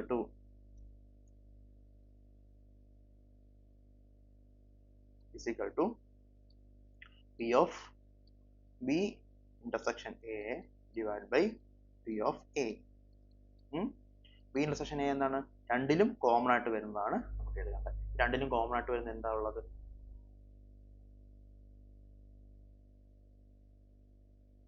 3 5 കണ്ടോ? 3 5 ഇവിടെ വരുന്നുണ്ട്, 3 5 ഇവിടെ വരുന്നുണ്ട്, അതുപോലെ 5 3 ഇവിടെ വരുന്നുണ്ട്, 5 3 ഇവിടെ വരുന്നുണ്ട്. ഓക്കെ, വേറെ ഒന്നും വരില്ല. നമ്മൾ നേരത്തെ പറഞ്ഞ അതേ വാല്യൂ തന്നെ 2 by 36 ആണ് P of B intersection A വരുന്നത്. 2 by 36 divide by P of A എന്താണ് വരുന്നത്? പി ഓഫ് എ എന്ന് പറഞ്ഞാൽ എന്താ? 1 2 3 4 5 6 7 8 9 10 11 ഡിവൈഡ് ബൈ 36 ആണ് വരുന്നത്. അങ്ങനെ നമ്മുടെ ആൻസർ 2 ഡിവൈഡ് ബൈ 11 ആയിരിക്കും. ഓക്കെ, അപ്പോൾ അത് ശ്രദ്ധിക്കുക. എനിക്ക് നേരത്തെ ഒരു മിസ്റ്റേക്ക് പറ്റിയതാണ്. ഇവിടെ എന്തോ ചെറിയ എറർ പറ്റിയെന്നാണ് തെറ്റിപ്പോയത്.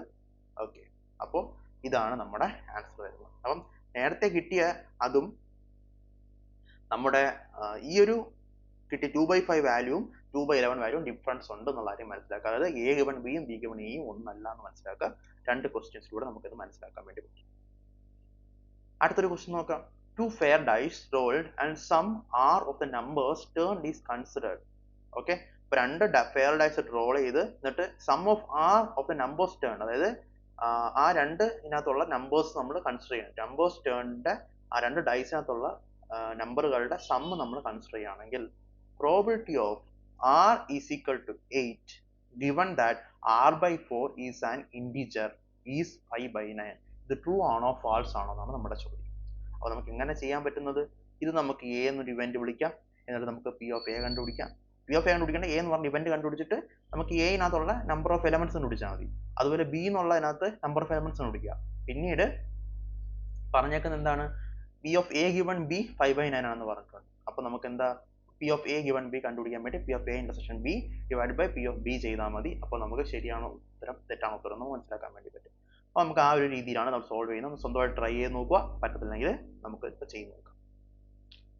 ഓക്കെ, ഫസ്റ്റ് വൺ എന്ന് പറഞ്ഞാൽ എ എന്ന് പറഞ്ഞാൽ r is equal to 8 എന്ന് പറഞ്ഞാൽ എന്താ, സം 8 തന്നെയാണ്, വേറെ ഒന്നും നേരത്തെ പറഞ്ഞ അതേ സാധനം തന്നെയാണ്. അപ്പൊ അങ്ങനെ വരുന്ന 5 ഓപ്ഷൻസ് നമ്മൾ നേരത്തെ പറഞ്ഞു, അത് തന്നെ ഇവിടെ ഉണ്ട്.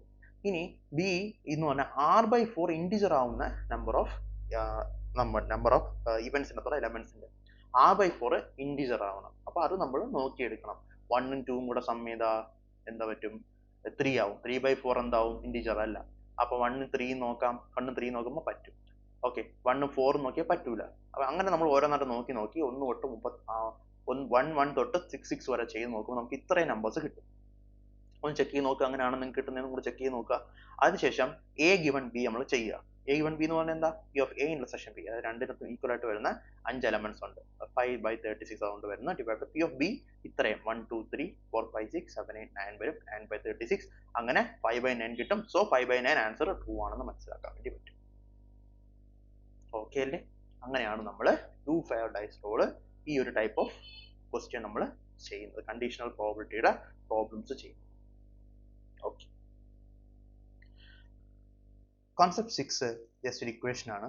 P of A union B union C is equal to P of A plus P of B plus P of C. ആദ്യം ആഡ് ചെയ്യുക, പിന്നീട് ഇന്റർസെക്ഷൻസ് സബ്ട്രാക്ട് ചെയ്യുക.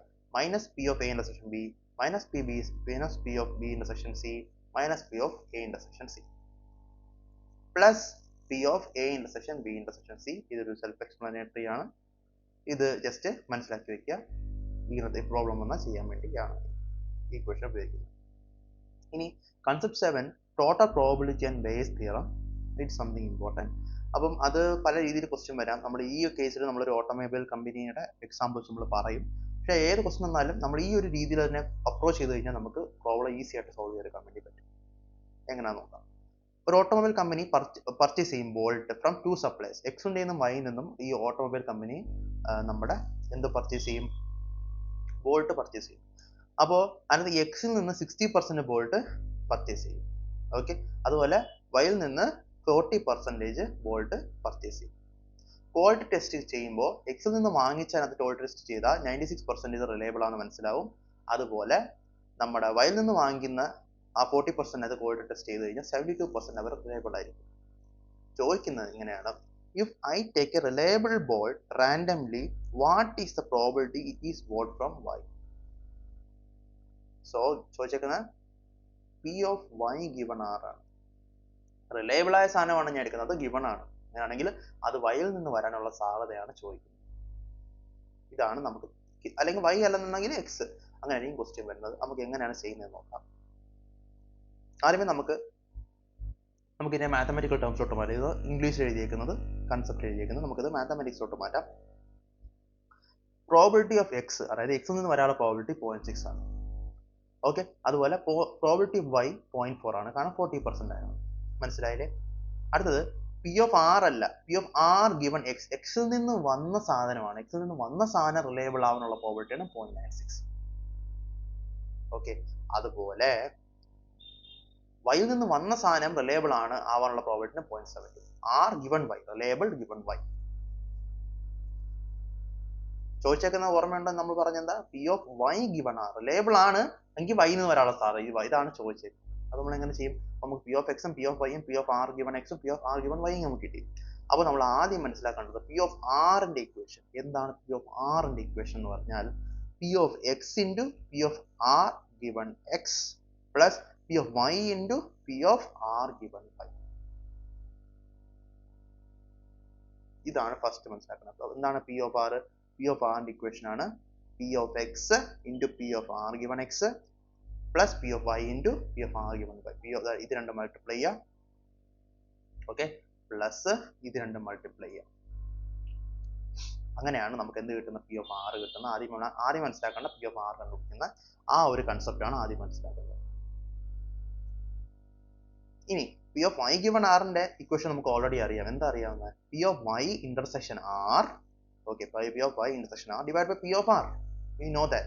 And നമുക്ക് വേറൊരു കാര്യം അറിയാം, P of r ന്റെ ഇക്വേഷൻ ഇതാണെന്ന് നമുക്കറിയാം. ഓക്കെ, അപ്പോൾ ഇക്വേഷൻ എങ്ങനെ മാറുന്നറിയാവോ? നമ്മൾ ഈ ഒരു സാധനം ഇവിടെ ഇതിന് പകരം ഇടും, പിന്നെ നമുക്ക് ഇതും കൂടെ നമുക്ക് വരും. സോ ഇക്വേഷൻ നമുക്ക് ഇങ്ങോട്ട് മാറ്റി എഴുതി നോക്കാം. P of y given r is equal to എന്താണ്? P of y intersection r divided by P of x into P of r given x plus P of y into P of r given y. Okay. ഇനി ഈ ഒരു സംഭവം കൂടെ നമ്മൾ ചെയ്താൽ മതി. ഒരു കാര്യം നമുക്ക് ഓൾറെഡി അറിയാവുന്നതാണ്, ഞാൻ ഇവിടെ മാറ്റി എഴുതുവാണ്. ഒരു കാര്യം നമുക്ക് ഓൾറെഡി അറിയാവുന്നതാണ്, y ഇന്റർസെക്ഷൻ r എന്ന് പറഞ്ഞാലും r ഇന്റർസെക്ഷൻ y എന്ന് പറഞ്ഞാലും ഒന്ന് തന്നെയാണ് നമുക്കറിയാം. ഓക്കെ, അത് നമുക്കറിയാവുന്ന കാര്യമാണ്. അതുപോലെ P of y intersection r, കാരണം നടുക്കത്തെ ആ ഒരു രണ്ട് രണ്ടായിരം നടുക്കത്തെ കാര്യമാണ്. P of y intersection r എന്ന് പറഞ്ഞാൽ P of r intersection y തന്നെയായിരിക്കും. Now നമുക്ക് ഒരു കാര്യം കൂടെ അറിയാം, അതായത് P of r given y already നമുക്ക് തന്നിട്ടുണ്ട്. P of r given y already നമുക്ക് തന്നിട്ടുണ്ട്.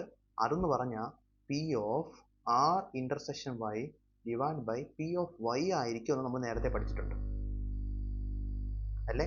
അപ്പോൾ നമുക്ക് അതിനകത്ത് നിന്നും P of r intersection y easy ആയിട്ട് കണ്ടുപിടിച്ചൂടെ?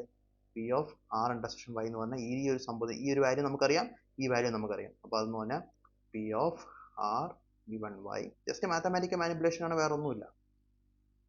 ഇങ്ങനെ വരും. അപ്പം നമ്മൾ ഈ ഒരു സാധനത്തിനെ ഇവിടെ ഇടുന്നതായിരിക്കും നമ്മുടെ P of y given r ശരിക്കും. അതായത് P of r given y into P of y.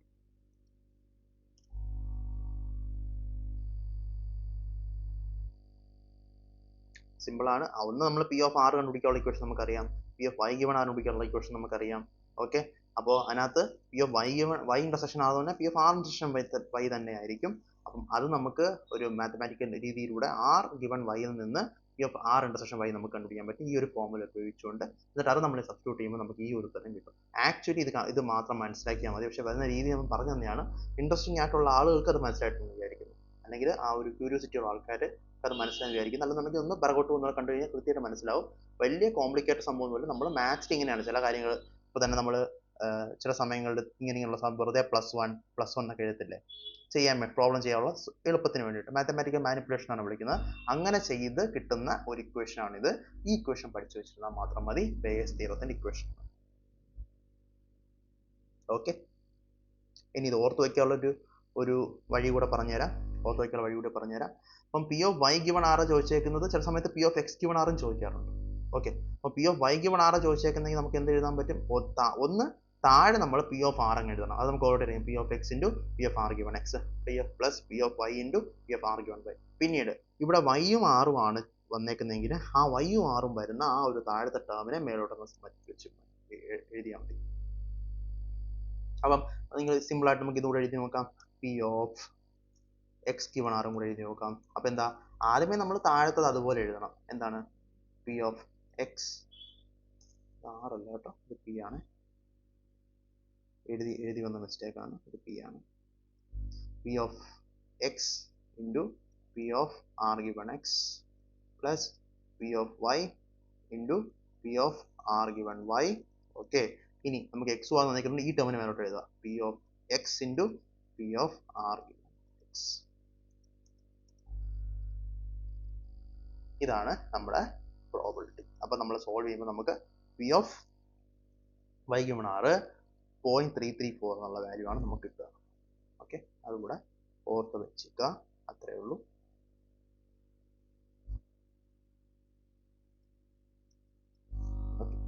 അപ്പൊ അങ്ങനെയാണ് നമ്മൾ ഈ ഒരു ടൈപ്പ് ഓഫ് പ്രോബ്ലംസ് സോൾവ് ചെയ്യുന്നത്. ടോട്ടൽ പ്രോബബിലിറ്റിയുടെ പ്രോബ്ലംസും അങ്ങനെയാണ് സോൾവ് ചെയ്യുന്നത്, മനസ്സിലാക്കുക. ഇനി അടുത്തത് നമുക്ക് വേണ്ടുന്നത് കോൺസെപ്റ്റ് 7 ആണ്, പ്രോബബിലിറ്റി ഡിസ്ട്രിബ്യൂഷനും റാൻഡം വേരിയബിളിനെ പറ്റി. അതായത് നമ്മൾ പ്രോബബിലിറ്റി ഡിസ്ക്രീറ്റ് പ്രോബബിലിറ്റി മാറി നമ്മളൊരു ഡിസ്ട്രിബ്യൂഷന്റെ കുറച്ച് ആസ്പെക്ട്സ് പഠിക്കാൻ വേണ്ടി പോവാണ്. അപ്പോൾ നമുക്കത് എന്താണെന്ന് നമുക്ക് നോക്കാം. അപ്പോൾ നമുക്ക് രണ്ട് രീതിയിലുള്ള ഡിസ്ട്രിബ്യൂഷൻസ് ഉണ്ട്. ഒന്ന് ഡിസ്ക്രീറ്റ് ഡിസ്ട്രിബ്യൂഷൻ. ഡിസ്ക്രീറ്റ് എന്ന് പറഞ്ഞാൽ ഫൈനൈറ്റും കൗണ്ടബിൾ ആയിട്ടുള്ള ഇവന്റ്സ് ആണ് ആ ഒരു സാമ്പിൾ സ്പേസിൽ ഉള്ളതെങ്കിൽ അത് നമുക്ക് ഡിസ്ക്രീറ്റ് എന്ന് വിളിക്കാം. അതേസമയം കണ്ടിന്യൂസ് ഡിസ്ട്രിബ്യൂഷൻ ആവുന്ന എപ്പോഴാണ് ഇൻഫിനിറ്റ് അല്ലെങ്കിൽ ഫൈനൈറ്റ് ആയിരിക്കും, പക്ഷേ അൺകൗണ്ടബിൾ, നമുക്ക് അപ്പോൾ കൗണ്ട് ചെയ്യാൻ പറ്റുന്നതിനേക്കാൾ കൂടുതലായിട്ടുള്ള സാധനം ഉണ്ടെന്നുണ്ടെങ്കിൽ നമുക്കൊരു ഡിസ്ട്രിബ്യൂഷൻ എന്ന് വേണമെങ്കിൽ അങ്ങനെ വിളിക്കാൻ പറ്റൂ. ഡിസ്ക്രീറ്റ് എന്ന് പറയാൻ പറ്റും. അപ്പോൾ ഡിസ്ക്രീറ്റ് ഉണ്ട്, കണ്ടിന്യൂസ് ഡിസ്ട്രിബ്യൂഷൻ ഉണ്ടെന്നുള്ള കാര്യം മനസ്സിലാക്കുക. ഓക്കെ, നൗ ഒരു പ്രോബബിലിറ്റി ഡിസ്ട്രിബ്യൂഷൻ സോൾവ് ചെയ്യാൻ വേണ്ടി നമുക്ക് വേണ്ടുന്ന ഒരു സാധനത്തിന് പേരാണ് റാൻഡം വേരിയബിൾ എന്ന് പറയുന്നത്. ഓക്കെ, എന്താണ് random variable? It represent subject of investigation in A numerical format. Okay, അതായത് ഇപ്പം ഒരു ഹെഡ് അല്ലെങ്കിൽ ഒരു ടെയിൽ എന്നൊക്കെ ഉള്ള സാധനത്തിനെ നമുക്ക് ഒരു കോയിൻ ടോസ് ചെയ്യുമ്പോൾ ഹെഡ് ടെയിലൊക്കെ വീഴാം. ഹെഡിന് നമുക്ക് 1 എന്നും ടെയിലിന് നമുക്ക് 0 എന്നും കൊടുത്തു കഴിഞ്ഞാൽ it becomes in numerical format. Investigation നമുക്ക് ന്യൂമറിക്കൽ ആയിട്ട് ചെയ്യാൻ വേണ്ടി പറ്റും. അതാണ് ആ ഒരു റാൻഡം വേരിയബിൾ കൊണ്ട് നമ്മൾ ഉദ്ദേശിക്കുന്ന കാര്യം, അത്രയേ ഉള്ളൂ. ഓക്കെ, അതായത് ഡിസ്ക്രീറ്റിന് ഒരു എക്സാമ്പിൾ എന്ന് പറഞ്ഞാൽ P of random variable X ആയിട്ടിരിക്കുന്നത്, അതായത് ഇപ്പം എക്സിന്റെ വാല്യൂ നമുക്ക് മാറ്റാം. എക്സിന്റെ വാല്യൂ 1 എന്നോ എക്സിന്റെ വാല്യൂ 2 എന്നോ എക്സിന്റെ വാല്യൂ 3 എന്നോ അങ്ങനെയൊക്കെ വരുന്നതിനെ നമുക്ക് വേണമെങ്കിൽ ഡിസ്ക്രീറ്റ് പ്രോബബിലിറ്റി ഡിസ്ട്രിബ്യൂഷൻ എന്ന് വിളിക്കാം. ഇത് നമുക്കൊരു ഡൈയുടെ കേസിൽ പറയാം. ഡൈ നമുക്ക് റാൻഡം വേരിയബിൾ 1 2 3 4 5 6 എന്ന 6 നമ്പേഴ്സ് വരാൻ പറ്റും. അത് മാത്രം വന്നാൽ മാത്രമേ നമുക്ക് പറയാൻ വേണ്ടി പറ്റൂ, മനസ്സിലായില്ലേ? അതേസമയം കണ്ടിന്യൂസ് എന്ന് പറഞ്ഞാൽ probability of A less or equal to X less or equal to B. അതായത് ഇപ്പം നമുക്കിപ്പം 2ഉം 3ഉം ഉണ്ടെന്നുണ്ടെങ്കിൽ 2ന്റെയും 3ന്റെയും ഇടയ്ക്ക് എന്ത് വാല്യൂ വന്നാലും അത് എക്സിൽ കൂട്ടും. സി, അതായത് 2.11 2.112 ഓക്കെ, അങ്ങനെയുള്ള ആ ഇൻറ്റിജർ വാല്യൂസും എല്ലാം നമുക്ക് എടുക്കുന്ന ആ ഒരു അവസ്ഥ വരുമ്പോഴാണ് നമുക്ക് അതിനെ കണ്ടിന്യൂസ് ഡിസ്ട്രിബ്യൂഷൻ എന്ന് പറയുന്നത്, അല്ലെന്നുണ്ടെങ്കിൽ ഒരു ഡിസ്ക്രീറ്റ് ഡിസ്ട്രിബ്യൂഷനെ പറയത്തുള്ളൂ. വളരെ ഇമ്പോർട്ടൻ്റ് അല്ല, നമുക്ക് പ്രോബ്ലം ചെയ്യാൻ വേണ്ടി നമ്മൾ മനസ്സിലാക്കിയാൽ മതി. അപ്പോൾ നമുക്ക് ഡിസ്ക്രീറ്റ് പ്രോബബിലിറ്റി ഡിസ്ട്രിബ്യൂഷൻ്റെ ഒരു എക്സാമ്പിൾ പറയുകയാണെന്നുണ്ടെങ്കിൽ നമുക്ക് 2 കോയിന് ടോസ് ചെയ്യുന്ന എക്സാമ്പിൾ നമുക്ക് എടുക്കാം. ഓക്കെ, 2 കോയിൻ എന്ന് പറഞ്ഞാൽ ഒന്നിന് ഹെഡും ടെയിലും വരാം ഒരു സാമ്പിൾ സ്പേസിൽ, വീണ്ടും ഒരു ഹെഡും ടെയിലും വരാം അടുത്ത സാമ്പിൾ സ്പേസിൽ. അങ്ങനെ നമുക്ക് രണ്ടും കൂടെ മൾട്ടിപ്ലൈ ചെയ്യുമ്പോഴത്തേക്ക് ഇതായിരിക്കും total sample space. Head head head tail tail head tail tail, ഇങ്ങനെ 4 രീതിയിൽ വരാൻ വേണ്ടി പറ്റും. അപ്പോൾ ഞാൻ എക്സ് എന്ന് പറയുന്ന നമ്മുടെ റാൻഡം വേരിയബിളിനെ നമ്പർ ഓഫ് ഹെഡ്സ് എന്ന് വിളിച്ചാൽ p of x is equal to 0. അപ്പം number of heads is equal to 0 എന്നുള്ള സാധനത്തിനെ നമുക്ക് എന്ത് പറയാൻ പറ്റും? അതൊരു ന്യൂമറിക്കൽ ടേം അല്ല, അത് നമുക്ക് ന്യൂമറിക്കൽ ടേം ആയിട്ട് മാറ്റി. എക്സ് റാൻഡം വേരിയബിൾ 0 ആവുന്നു, റാൻഡം വേരിയബിൾ 1 ആവുന്നു, റാൻഡം വേരിയബിൾ 2 ആവുന്നു. ഓക്കെ, അപ്പം റാൻഡം വേരിയബിൾ 0 ആവുന്നതിന്റെ അർത്ഥം എന്താ? നമ്പർ ഓഫ് ഹെഡ്സ് 0 ആവണം. നമ്പർ ഓഫ് ഹെഡ്സ് 0 ആവുന്ന എത്ര പ്രോബബിലിറ്റി ഉണ്ട്? ടെയിൽ മാത്രമേ ഉള്ളൂ. അപ്പോൾ 1/4. എക്സ് 1 ആവുന്നു, അതായത് നമ്പർ ഓഫ് ഹെഡ് 1 വരുന്നത് ഇത് മാത്രമേ വരുള്ളൂ. അപ്പം 2/4 അല്ലെങ്കിൽ 1/2. അതുപോലെ എക്സ് 2 ആവുന്ന 2 ഹെഡ് വരുന്ന ഒരു കേസ് മാത്രമേ വരുന്നുള്ളൂ, അതിന്റെ പ്രോബബിലിറ്റി 1/4. ഓക്കെ, അങ്ങനെ വരുന്ന ഒരു അവസ്ഥയിൽ നമ്മൾ ഈ പ്രോബബിലിറ്റികളെല്ലാം റാൻഡം വേരിയബിളിന് കിട്ടാൻ പറ്റുന്ന വാല്യൂസ് എല്ലാം ഇട്ട് പ്രോബബിലിറ്റി എല്ലാം കാൽക്കുലേറ്റ് ചെയ്ത് എല്ലാം കൂടെ ആഡ് ചെയ്ത് കഴിഞ്ഞാൽ നമുക്ക് 1 കിട്ടും എന്നുള്ളൊരു ഐഡിയ മനസ്സിലാക്കാം. p of x is equal to 0 plus p of x is equal to 1 plus p of x is equal to 2 എന്ന് പറഞ്ഞാൽ 1 ആണെന്നുള്ള സത്യം മനസ്സിലാക്കാം. ഓക്കെ, ഈ p of x is equal to x എന്ന് പറയുന്നത് നമുക്ക് വേണമെങ്കിൽ ഒരു പ്രോബബിലിറ്റി മാസ് ഫംഗ്ഷൻ എന്ന് വിളിക്കാൻ വേണ്ടി പറ്റും. മാസ് ഫംഗ്ഷൻ എന്ന് വിളിക്കാൻ വേണ്ടി പറ്റും. അതിന് ഇട്ടേക്കുന്ന ഒരു പേരാണ് പ്രോബബിലിറ്റി മാസ് ഫംഗ്ഷൻ എന്നുള്ളത്. ഓക്കെ അല്ലേ?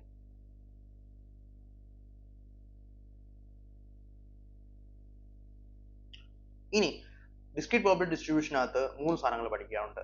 ഒന്ന് മീന്, ഒന്ന് വേരിയൻസ്, ഒന്ന് സ്റ്റാൻഡേർഡ് ഡീവിയേഷൻ. ഇത് തന്നെ നമുക്ക് എന്തിനും പഠിക്കാനുണ്ട്? നമ്മുടെ ഡിസ്ക്രീറ്റ് അല്ലാത്ത കണ്ടിന്യൂസ് ഡിസ്ട്രിബ്യൂഷനും പഠിക്കാനുണ്ട്. അപ്പോൾ എന്താണ് എക്സ്പെക്ടഡ് വാല്യൂ ഓഫ് എക്സ് അല്ലെങ്കിൽ ഇ ഓഫ് എക്സ് അല്ലെങ്കിൽ അതിനാണ് മീൻ എന്ന് വിളിക്കുന്നത്, എന്താണെന്ന് നമുക്ക് നോക്കാം. ഓക്കെ, അതെന്ന് പറഞ്ഞാൽ എക്സ്പെക്ടഡ് വാല്യൂ ഓഫ് എക്സ് എന്ന് പറഞ്ഞാൽ എന്താണെന്ന് വെച്ചാൽ summation of X A into P of X A is equal to X. From എക്സിന് കിട്ടുന്ന ലോവസ്റ്റ് വാല്യൂ തൊട്ട് എക്സിന് കിട്ടുന്ന അപ്പർ വാല്യൂ വരെ നമ്മൾ ചെയ്യേണ്ടി വരും. അപ്പം ഈ കേസ് നോക്കാം. ഈ കേസ് നോക്കിക്കഴിഞ്ഞാൽ നമുക്ക് എന്താ പറയാൻ പറ്റും? എക്സിന് 0 കിട്ടും, 1 കിട്ടും, 2 കിട്ടും. ഓക്കെ, അങ്ങനെ 3 രീതി നമുക്ക് കിട്ടാൻ പറ്റും. അപ്പോൾ നമുക്ക് സം ഓഫ്, അല്ലെങ്കിൽ നമുക്ക് സം ഡയറക്റ്റ് എഴുതാം. എക്സിന് ആദ്യം 0 വാല്യൂ ഇടുമ്പോഴത്തേക്ക് 0 into probability of X equal to 0 എത്ര? 1/4 പ്ലസ് അടുത്തത് 1 into okay, probability of x is equal to എന്ന് പറഞ്ഞാൽ എന്താ 1/2. okay, അടുത്തത് 2, x is equal to 2 into p of x is equal to 2 എന്ന് പറഞ്ഞാൽ 1/4 ആണ്. okay, അപ്പോൾ നമുക്ക് എന്താ അതിന്റെ വാല്യൂ കിട്ടുക? അതിന്റെ വാല്യൂ ഇത് ക്യാൻസൽ ആയി പോകും. ഇത് 1/2 ആണ്. 1/2 plus 1/2 1 എന്നുള്ളതാണ് ഇതിന്റെ മീൻ വാല്യൂ എന്ന് പറയാൻ.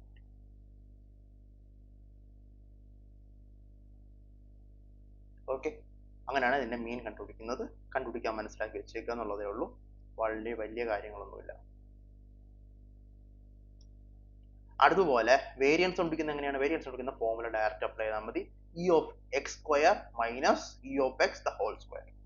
ഓർത്ത് വയ്ക്കുക, expectation of X minus expectation of X the whole square. Expectation of x square minus expectation of x the whole square. Okay, അത് ചെയ്യുമ്പോൾ നമുക്ക് കിട്ടുന്നതാണ് വേരിയൻസ് നമുക്ക് കിട്ടുന്നത്. ഓക്കെ അല്ലേ? അതുപോലെ standard deviation equation root of plus or minus root of variance, ഇതിന്റെ root എടുത്ത് കഴിഞ്ഞാൽ അത് കിട്ടുന്ന സാധനമാണ് സ്റ്റാൻഡേർഡ് ഡീവിയേഷൻ. അപ്പോൾ ഈ 3 സാധനങ്ങളാണ് നമുക്കൊരു ഡിസ്ക്രീറ്റ് പ്രോബബിലിറ്റി ഡിസ്ട്രിബ്യൂഷൻ അറിഞ്ഞിരിക്കുന്നത്. എക്സ്പെക്ടഡ് വാല്യൂ എക്സ് കണ്ടുപിടിക്കുക, ഇ ഓഫ് എക്സ്, വേരിയൻസ് കണ്ടുപിടിക്കുക, E of X square minus E of X the whole square, പിന്നെ സ്റ്റാൻഡേർഡ് ഡീവിയേഷൻ കണ്ടുപിടിക്കുക, plus or minus variance of X. Okay, അതാണ് നമ്മുടെ ഡിസ്ക്രീറ്റ് പ്രോബബിലിറ്റി ഡിസ്ട്രിബ്യൂഷൻ. അടുത്തത് continuous probability ഡിസ്ട്രിബ്യൂഷനെ പറ്റിയാണ് മനസ്സിലാക്കുന്നത്. ഓക്കെ, അപ്പോൾ കണ്ടിന്യൂസ് പ്രോബബിലിറ്റി ഡിസ്ട്രിബ്യൂഷൻ എന്ന് പറഞ്ഞാൽ അവിടെ നമുക്ക് പ്രോബബിലിറ്റി മാസ് ഫംഗ്ഷൻ ആയിരിക്കത്തില്ല, പ്രോബബിലിറ്റി ഡെൻസിറ്റി ഫംഗ്ഷൻ ആയിരിക്കും ഉണ്ടായിരിക്കുക. പ്രോബബിലിറ്റി ഡെൻസിറ്റി ഫംഗ്ഷൻ ആയിരിക്കും ഉണ്ടായിരിക്കും. അപ്പോൾ എഫ് ഓഫ് എക്സ് എന്ന് പറയുന്നതാണ് പ്രോബബിലിറ്റി ഡെൻസിറ്റി ഫംഗ്ഷൻ എന്ന് വിചാരിക്കുക. അങ്ങനെയാണെങ്കിൽ നമുക്ക് ടോട്ടൽ പ്രോബബിലിറ്റി കണ്ടുപിടിക്കാൻ -∞ to ∞ F of X D X ചെയ്താൽ മനസ്സിലാവും. അതായത് ആ ഒരു കർവിന്റെ ഏരിയ -∞ to ∞ വരെയുള്ള ആ ഒരു കർവിന്റെ ഏരിയയുടെ സമ്മ് 1 ആയിരിക്കും എന്ന് നമുക്ക് പറയാൻ വേണ്ടി പറ്റും. സിമ്പിൾ അല്ലേ? Expectation of X, variance X, S T, ഇത് 2-3 കണ്ടുപിടിക്കണം. എന്താ ചെയ്യുക? ആദ്യം എക്സ്പെക്ടേഷൻ ഓഫ് എക്സിന്റെ ഇക്വേഷൻ മനസ്സിലാക്കുക. -∞ to ∞ തന്നെയാണ് ഇവിടെ ഉള്ളത്. ഈ കിടക്കുന്ന കണക്കാണ് ഇവിടെ sum of X into P of X is equal to X ആണ്. ഇവിടെ അങ്ങനെയല്ല, ഇവിടെ -∞ to ∞ integral F of X D X അല്ല, ഇത് X of X D X ആയിരുന്നു, ഇവിടെ F of X D X ആയിരുന്നു. പക്ഷെ ഇവിടെ ഒരു എക്സും കൂടെ എക്സ്ട്രാ വരും. കണ്ടോ? ഇത് എന്താ രണ്ടും തമ്മിലുള്ള ഒരു ബന്ധം മനസ്സിലായോ?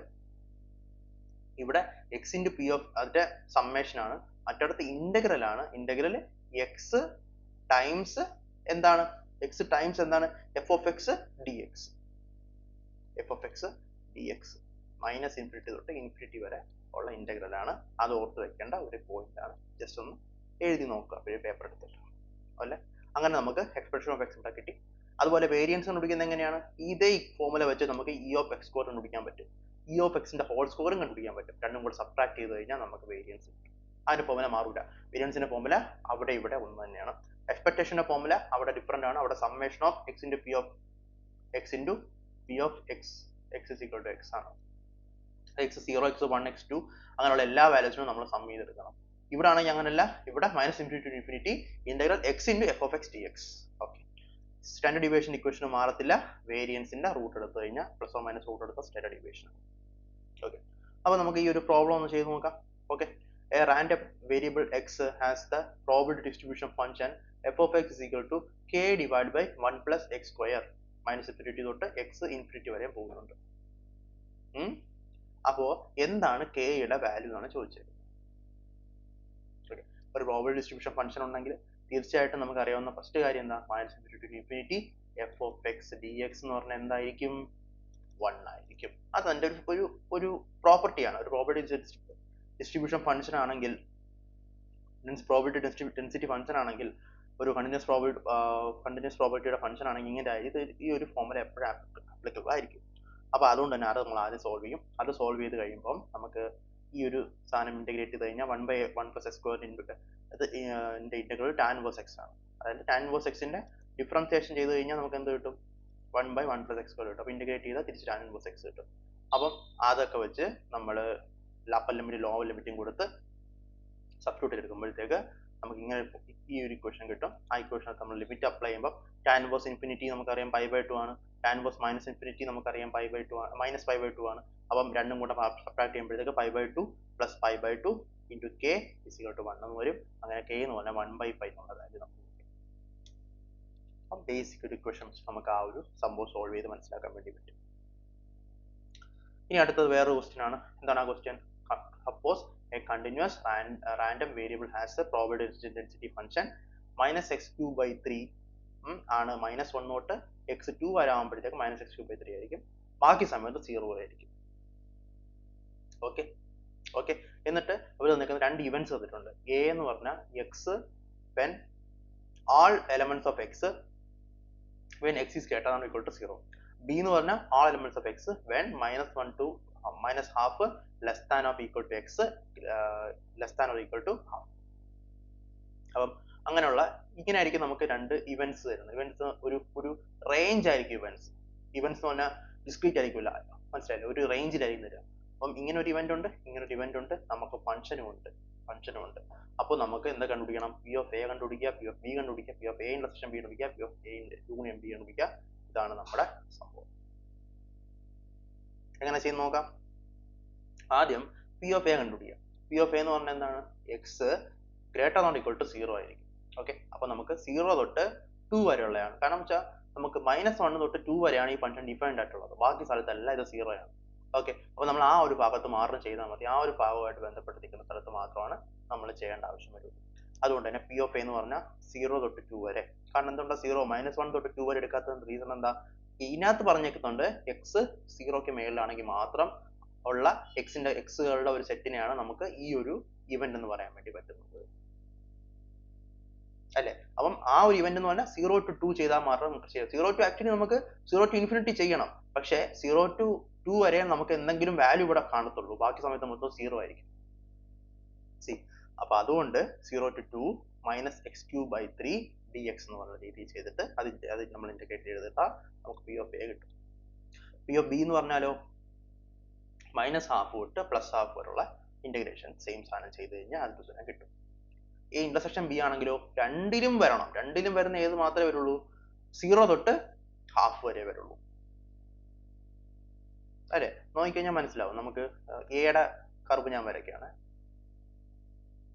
ഇത് 0 ആണ്, ഇത് ഇൻഫിനിറ്റി ആണ്, ഇത് -ഇൻഫിനിറ്റി ആണ്. ബിയുടെ ഞാൻ ഒരു ലൈൻ വരയ്ക്കാണ്. ഇത് ഇൻഫിനിറ്റി ആണ്, -ഇൻഫിനിറ്റി. അപ്പം എ എന്ന് പറഞ്ഞാൽ ഗ്രേറ്റർ ദാൻ 0 മൊത്തം വരും. അതായത് ഈ റീജിയൻ മൊത്തം നമുക്ക് എയുടെ ഭാഗമായിട്ട് പറയാൻ പറ്റും. ബി എന്ന് പറഞ്ഞാൽ എന്താ? -half തൊട്ട്, അപ്പം ഇത് -half ആണെന്ന് വിചാരിക്കുക, ഇത് +half ആണെന്ന് വിചാരിക്കുക. അപ്പം ആ ഒരു റീജിയൻ മാത്രമേ വരുള്ളൂ. ഇത് രണ്ടിനും വരുന്ന ഏത് റീജിയൻ ഉണ്ട്? ഈ ഒരു റീജിയൻ മാറും. 0 തൊട്ട് +half വരുന്ന റീജിയൻ ആണ് രണ്ടിലും വരുന്നത്. അപ്പൊ അതുകൊണ്ട് നമ്മൾ 0 തൊട്ട് ഹാഫ് വരെ മാത്രം ഇന്റഗ്രേറ്റ് ചെയ്താൽ മതി. അതേസമയം P of A union B എന്ന് പറഞ്ഞാൽ എന്താ വരിക? ഇതും വരും, ഇതും വരും. ഓക്കെ. അപ്പൊ ഒന്നുകിലും നമുക്ക് ഈ ഒരു ഫോമിൽ ഉപയോഗിച്ച് ചെയ്യാം. P of A plus P of B minus P of A intersection B ആണ് P of A union B. നമ്മൾ നേരത്തെ ഇത് പറഞ്ഞിട്ടുണ്ട്. ആ ഫോമിൽ വെച്ച്, കാരണം നമ്മൾ 3 കണ്ടുപിടിച്ചിട്ടുണ്ട്, 3 വെച്ച് നമുക്ക് കണ്ടുപിടിക്കാം. അല്ലെന്നുണ്ടെങ്കിൽ യൂണിയൻ എന്ന് പറഞ്ഞാൽ എന്താ? -half തൊട്ട് ഇൻഫിനിറ്റി വരെ ഇന്റഗ്രേറ്റ് ചെയ്താൽ മതി.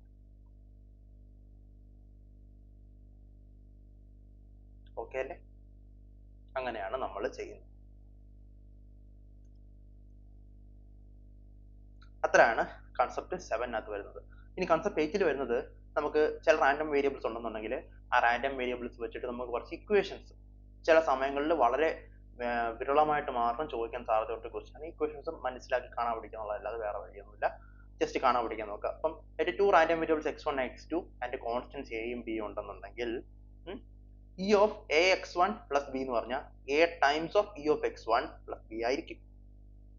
ഓക്കെ. ഈ എനെ പുറത്തെടുക്കാൻ വേണ്ടി പറ്റും. പിന്നെ ഇതിനെ നമുക്ക് രണ്ടായിട്ട് എഴുതാനും പറ്റും. Okay okay. അതുപോലെ E of A x1 plus B x2 എന്ന് പറഞ്ഞാൽ എന്താണ്? A of E of A x1 plus B into E of x2. Okay. ഇനി അടുത്തത് variance of A x1 plus B. ഇതിന്റെ വേരിയൻസ്, ഇതിന്റെ തന്നെ വേരിയൻസ് വന്ന എന്താ?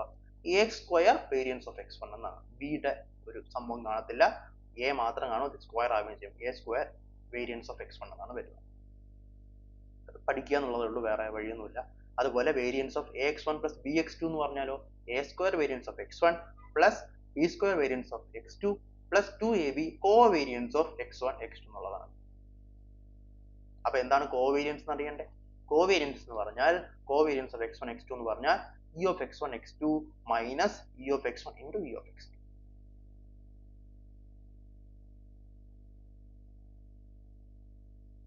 ഓക്കെ, ഇനി when x, പക്ഷേ നമുക്ക് കോവേരിയൻസ് മിക്ക സമയങ്ങളിൽ 0 ആയിരിക്കും. എപ്പോഴായിരിക്കും? x1 x2 ഇൻഡിപെൻഡന്റ് വേരിയബിൾ ആണെന്നുണ്ടെങ്കിൽ കോവേരിയൻസ് x1 x2 0 ആയിരിക്കും. ഓക്കെ, ആ സമയത്ത് എന്ത് സംഭവിക്കും? കോവേരിയൻസ് ഓഫ് x1 x2 0 ആയതുകൊണ്ട് തന്നെ E of x1 x2 എന്നുള്ള സാധനം E of x1 into E of x2 ആയിരിക്കും. ഇത് ഇങ്ങോട്ട് ഷിഫ്റ്റ് ആവും. ഇത് വളരെ ഇമ്പോർട്ടന്റ് അല്ല. ഒന്ന് അഥവാ എന്തെങ്കിലും ക്വസ്റ്റ്യൻ ഡിഫിക്കൽട്ട് വരുന്നുണ്ടെങ്കിൽ വരാൻ സാധ്യതയുള്ള ഒരു ക്വസ്റ്റ്യൻ ആണ് ഇത്.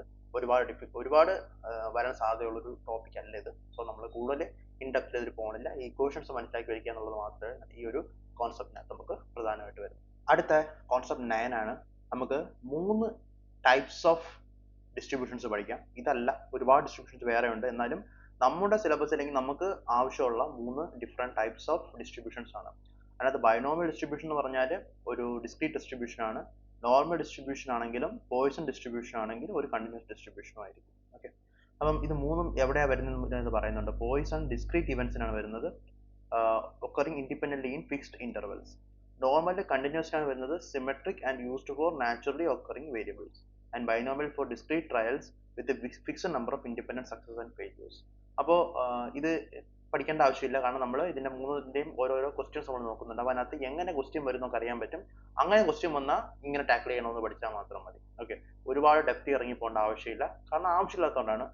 മാത്സ് വളരെ ഇൻട്രസ്റ്റിംഗ് ആയിട്ട് പഠിക്കേണ്ട ആളുകൾക്ക് പഠിക്കാം. ഞാൻ അങ്ങനെയൊന്നും ഡിസ്കറേജ് ചെയ്യല്ല. നമ്മുടെ എക്സാമിന്റെ ആവശ്യത്തിന്റെ കാര്യമാണ് ഞാൻ പറയുന്നത്. നമുക്ക് ഇതിന്റെ ഫോർമുലാസും ഇതിനകത്ത് എന്താണ് മീൻ, എന്താണ് വേരിയൻസ്, എസ് ഡി, ഇതൊക്കെയാണ് ഇമ്പോർട്ടൻസ്. അപ്പോൾ അതാണ് നമ്മൾ കൂടുതലായിട്ട് മനസ്സിലാക്കാൻ വേണ്ടി പോകുന്നത്. ഓക്കെ ഓക്കെ, നൗ നോക്കാം ബൈനോമിയൽ ഡിസ്ട്രിബ്യൂഷൻ ഫോർമുല. സോറി, ഒരു ചെറിയ മിസ്റ്റേക്ക് പറ്റി. പോയിസണും ഡിസ്ക്രീറ്റ് ആണ്, ബൈനോമിയലും ഡിസ്ക്രീറ്റ് ആണ്, നോർമൽ ആണ് കണ്ടിന്യൂസ്. ഓക്കെ ഓക്കെ, ഇത് കണ്ടാൽ തന്നെ അറിയാം. എന്താ നോക്കി കഴിഞ്ഞാൽ ഇത് കണ്ടോ, പ്രോബബിലിറ്റി മാസ് ഫംഗ്ഷൻ ആണ്. ഇതും പ്രോബബിലിറ്റി മാസ് ഫംഗ്ഷൻ ആണ്. ഇത് പ്രോബബിലിറ്റി ഡെൻസിറ്റി ഫംഗ്ഷൻ ആണ്. അപ്പം അത് മനസ്സിലാക്കി വെച്ചേക്കാം. ഇത് രണ്ടും ഡിസ്ക്രീറ്റ് ആണ്, ഇത് മാത്രമാണ് കണ്ടിന്യൂസ് ആയിട്ടുള്ളത്. ഓക്കെ, ബൈനോമിയൽ ഡിസ്ട്രിബ്യൂഷൻ നോക്കാം ആദ്യം. ബൈനോമിയൽ ഡിസ്ട്രിബ്യൂഷന്റെ ഫോർമുല തന്നെ NCX. C എന്ന് പറഞ്ഞാൽ കോമ്പിനേഷൻ ആണ്, NCX എന്ന് പറഞ്ഞാൽ കോമ്പിനേഷൻ ആണ്. P എന്ന് പറഞ്ഞാൽ സക്സസ് ആവാനുള്ള പ്രോബിലിറ്റി. പിന്നീട് 1 - P എന്ന് പറഞ്ഞാൽ നമുക്ക് Q എന്ന് വിളിക്കാം. അതെന്ന് പറഞ്ഞാൽ ഫെയിലിയറിന്റെ പ്രോബിലിറ്റി ആണ്. ഓക്കെ, അപ്പോ N നമ്പർ ഓഫ് ട്രയൽസ് ആണ്, X നമ്പർ ഓഫ് സക്സസ് ആണ്. Probability of getting success in 1 trial ആണ് P എന്ന് പറയുന്നത്. Okay, number of success decide ആണ് X, probability of getting success in 1 trial ആണ് P.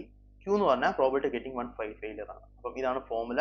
നമുക്ക് ഇത് വെച്ച് പ്രോബ്ലം ചെയ്യുമ്പോൾ കുറച്ചുകൂടെ ഡീറ്റെയിൽ ആയിട്ട് മനസ്സിലാക്കാൻ പറ്റും. അതിനകത്ത് മീനും മീഡിയനും ഒക്കെ മീനും വേരിയൻസും കണ്ടുപിടിക്കുന്ന രീതിയുണ്ട്, അത് നമുക്ക് പഠിക്കാം. പിന്നീട് വരുന്നത് നോർമൽ ഡിസ്ട്രിബ്യൂഷൻ ഫോർമുലയാണ്. നോർമൽ ഡിസ്ട്രിബ്യൂഷൻ ഫോർമുല ഇതാണ്. ഇതിനകത്ത് അധികം ഫോർമുല വെച്ചിട്ടുള്ള ക്വസ്റ്റ്യൻസ് ആയിരിക്കില്ല വരുന്നത്, വേറൊരു രീതിയിലായിരിക്കും ക്വസ്റ്റ്യൻ വരുന്നത്. അത് നമുക്ക് കാണുമ്പോൾ മനസ്സിലാവും. ഇവിടെ നമുക്ക് മ്യൂ ആണ് ഇതിന്റെ മീൻ എന്ന് പറയാൻ പറ്റും, സിഗ്മ ആണ് ഇതിന്റെ സ്റ്റാൻഡേർഡ് ഡീവിയേഷൻ എന്ന് പറയാൻ വേണ്ടി പറ്റും. പൈ ഇ നമുക്കറിയാവുന്ന 2 കോൺസ്റ്റൻസ് ആണ്. ഓക്കെ, പിന്നീട് പോയിസൺ ഡിസ്ട്രിബ്യൂഷൻ വരുമ്പോൾ അവിടെ ലാംഡയാണ് മീൻ വരുന്നത്. ഇതാണ് എന്റെ equation. Lambda raise to X E raise to minus lambda divide by X factorial ആണ്. X capital X equal to എക്സിന് വരുന്ന പ്രോബിലിറ്റിയുടെ ഫോർമുല.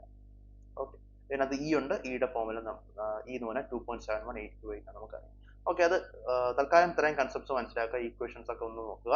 നമുക്ക് എങ്ങനെ അടുത്ത സ്ലൈഡുകളിൽ കുറച്ചുകൂടെ കാര്യങ്ങൾ മനസ്സിലാക്കാം. അതിൽ നിന്നായിരിക്കും കൂടുതലും ക്വസ്റ്റ്യൻസ് നമുക്ക് അറ്റംപ്റ്റ് ചെയ്യാൻ പറ്റുക.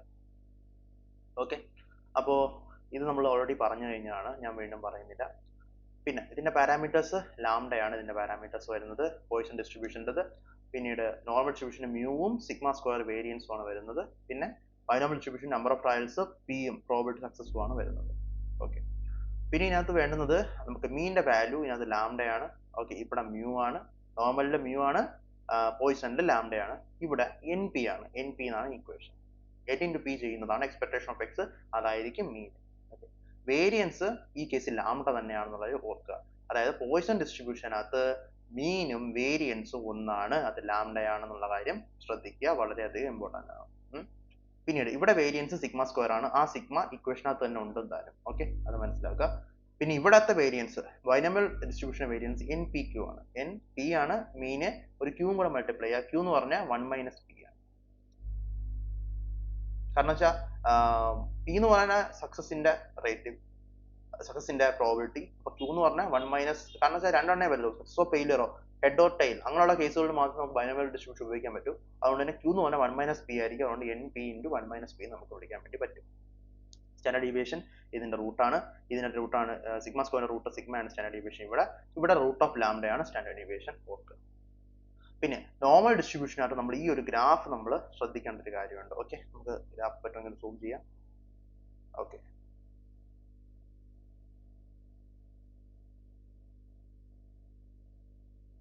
ഓക്കെ, അപ്പോ ഇതിനകത്ത് നമുക്ക് സ്റ്റാൻഡേർഡ് ഡീവിയേഷൻ അനുസരിച്ച് എങ്ങനെയാണ് നമുക്ക് പ്രോബിലിറ്റി മാറുന്നതെന്നുള്ളതാണ് പറയുന്നത്. അപ്പം 0 തൊട്ട് 1 വരെയാണ് സ്റ്റാൻഡേർഡ് ഡീവിയേഷൻ എങ്കിൽ അതിന്റെ ഇടയ്ക്കുള്ള പ്രോബിലിറ്റി 34% ആയിരിക്കും. -1 തൊട്ട് 1 വരെ സ്റ്റാൻഡേർഡ് ഡീവിയേഷൻ പോകണമെങ്കിൽ 34 + 34 ആയിരിക്കും. മനസ്സിലായി? അങ്ങനെ നമ്മൾ ആഡ് ചെയ്താൽ മാത്രം മതി. ഈ ഗ്രാഫ് മാറി നമ്മൾ ഓർത്താൽ മതി. ഒന്ന് 34, 34, 13.5, 13.5, 2.35, 2.35. Okay, okay.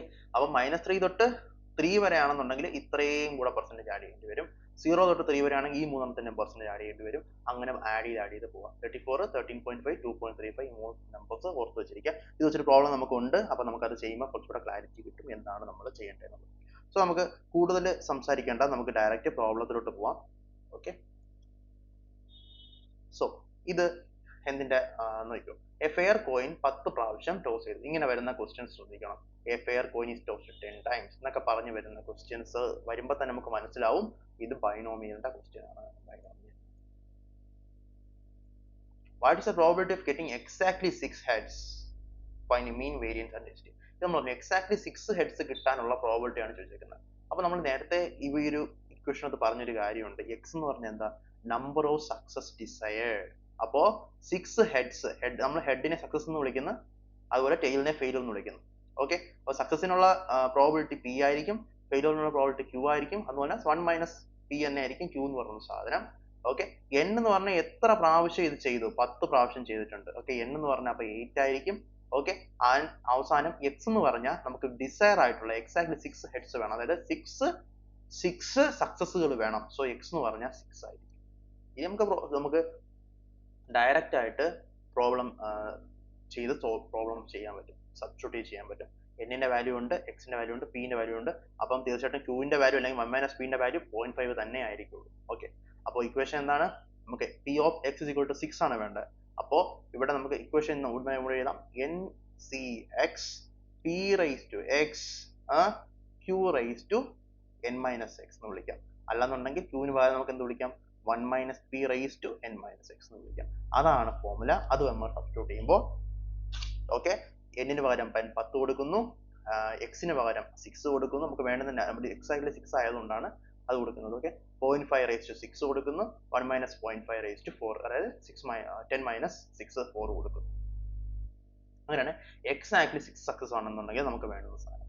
പക്ഷെ ഞാൻ പറയാണ് എക്സാക്ട്ലി 6 സക്സസ് എന്നല്ല, 6 or more എന്ന് പറഞ്ഞാൽ എന്ത് ചെയ്യും എന്ന് പറഞ്ഞാൽ 6 or more എന്ന് പറഞ്ഞാൽ നമ്മൾ ചെയ്യേണ്ടത് p of x is equal to 6. p of x is equal to 6 നമുക്കത് ഓൾറെഡി അറിയാം. അതോ മോറോ വേണം. അപ്പം 6 വന്നാലും ഓക്കെ ആണ്, 7 വന്നാലും ഓക്കെ ആണ്, 8 വന്നാലും ഓക്കെ ആണ്, 9 വന്നാലും ഓക്കെ ആണ്, 10 വന്നാലും ഓക്കെ ആണ്. അപ്പൊ ഇത്രയും കൂടെ ആഡ് ചെയ്യുന്നതാണ് എന്ത്? ഇത്രയും കൂടെ ആഡ് ചെയ്യുമ്പോഴാണ് നമുക്ക് 6 or more-നുള്ള ആൻസർ കിട്ടുന്നത്. 6 അല്ലെങ്കിൽ മോറിനുള്ള ആൻസർ കിട്ടുന്നു. 6 heads ആവാം, 7 heads ആവാം, 8 heads ആവാം, 9 heads ആവാം, 10 heads ആവാം. ഇത്രയും പ്രോബിലിറ്റിയും കൂടെ ആഡ് ചെയ്താൽ മാത്രമേ നമുക്ക് ആ ഒരു 6 or more ഉത്തരം കിട്ടും. എക്സാക്ട്ലി 6 ആണെങ്കിൽ ഇത് നമ്മൾ എഴുതണം. ഓക്കെ, ലെസ് ദാൻ 6 എന്നാണെന്നെങ്കിലോ 1 2 3 4 5 വരെ എഴുതണം. അത്ര എണ്ണത്തിന്റെ ഓരോന്നിനും ചെയ്യണം. ഇത് നമ്മൾ ഈ സംഭവം ചെയ്യും. അടുത്ത നമ്മൾ 7 എക്സിന് പകരം 7 ഇട്ട് വേറൊരു പ്രോബിലിറ്റി കാൽക്കുലേറ്റ് ചെയ്യും. എങ്ങനെ? 10c7 into 0.5 raised to 7 into 1 minus 0.5 raised to 3. 10 minus 7 3. അങ്ങനെ നമ്മൾ ഇത്ര എണ്ണം ഒരുമിച്ച് ആഡ് ചെയ്യുമ്പോഴാണ് അതിന്റെ പ്രോബിലിറ്റി കിട്ടുന്ന കാര്യം മനസ്സിലാക്കുക. ഓക്കെ, അത്ര സിമ്പിൾ ആണ്, വളരെ ഈസി ആണ്. നമുക്ക് ബൈനോമിയൽ ഡിസ്ട്രിബ്യൂഷൻ പ്രോബ്ലം വന്ന ടാക്കിൾ ചെയ്യാൻ വേണ്ടി ഇക്വേഷൻ ഇത്രയാണ്. സിമ്പിൾ ഇക്വേഷൻ ആണ്. NCX p raised to x q raised to n minus x. q എന്ന് പറഞ്ഞാൽ 1 minus p ആണെന്നുള്ളത് ഓർക്കുക. ഓക്കെ, അപ്പൊ എന്താണ് NCX? നമ്മൾ കോമ്പിനേഷനെ പറ്റി നമുക്കൊന്ന് പറയാം. NCX എന്ന് പറഞ്ഞാൽ എന്താണ്? NCX എന്ന് പറഞ്ഞാൽ n factorial divide by x factorial divide by n minus x factorial. ഓർക്കുക.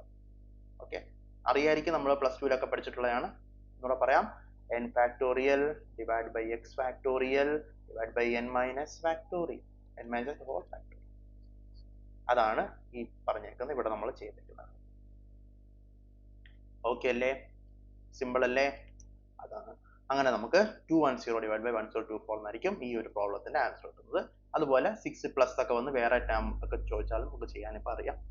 ഓക്കെ, സക്സസോ ഫെയിലിയറോ വരുന്ന, അപ്പൊ മഴ പെയ്യാനുള്ള സാധ്യത, മഴ പെയ്യാതിരിക്കാനുള്ള സാധ്യത, അങ്ങനെ ഒന്ന് നമുക്ക് പറയാൻ പറ്റും.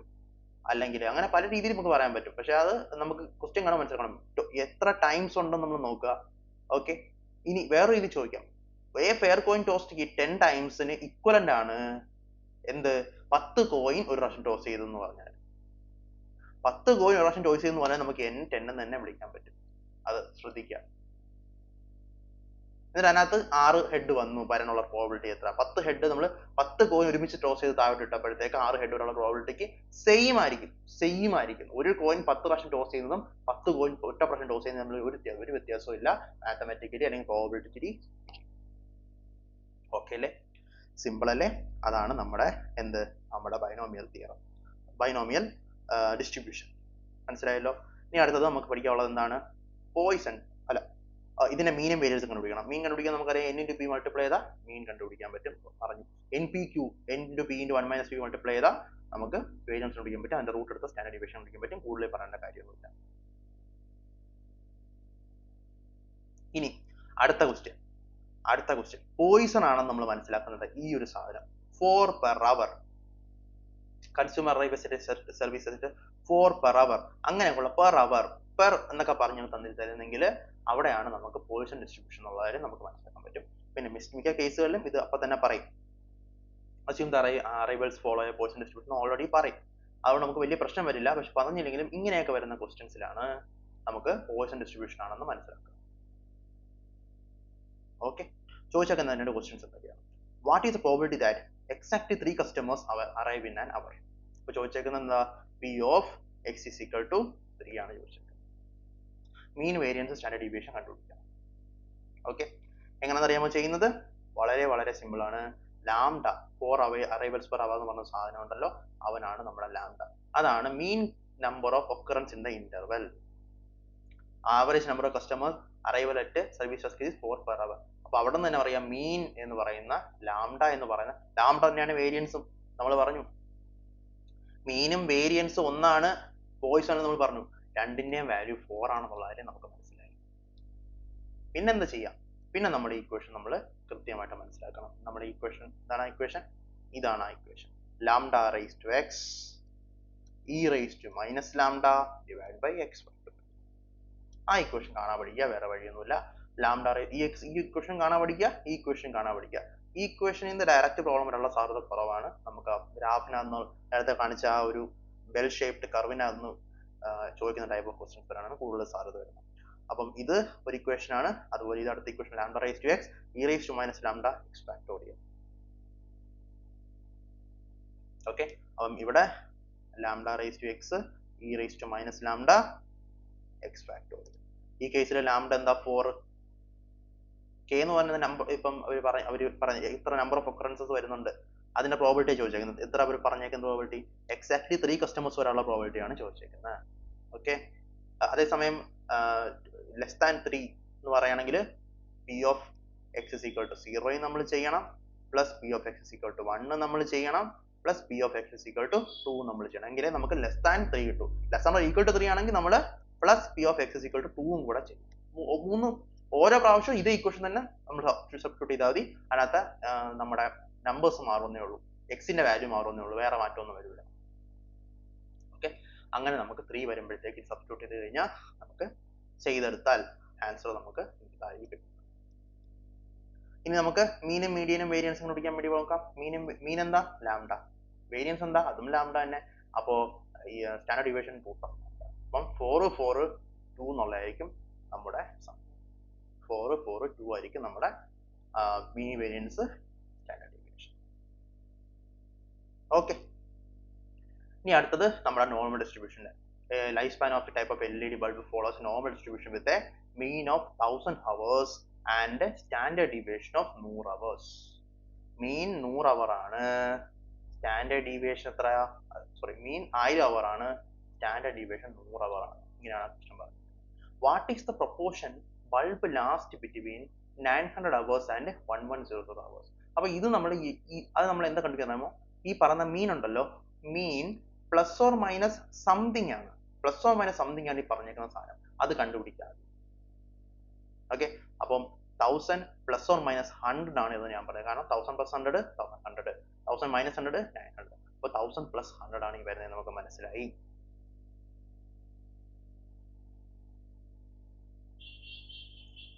ഇതാണ് നമ്മുടെ സിഗ്മ, ഇതാണ് നമ്മുടെ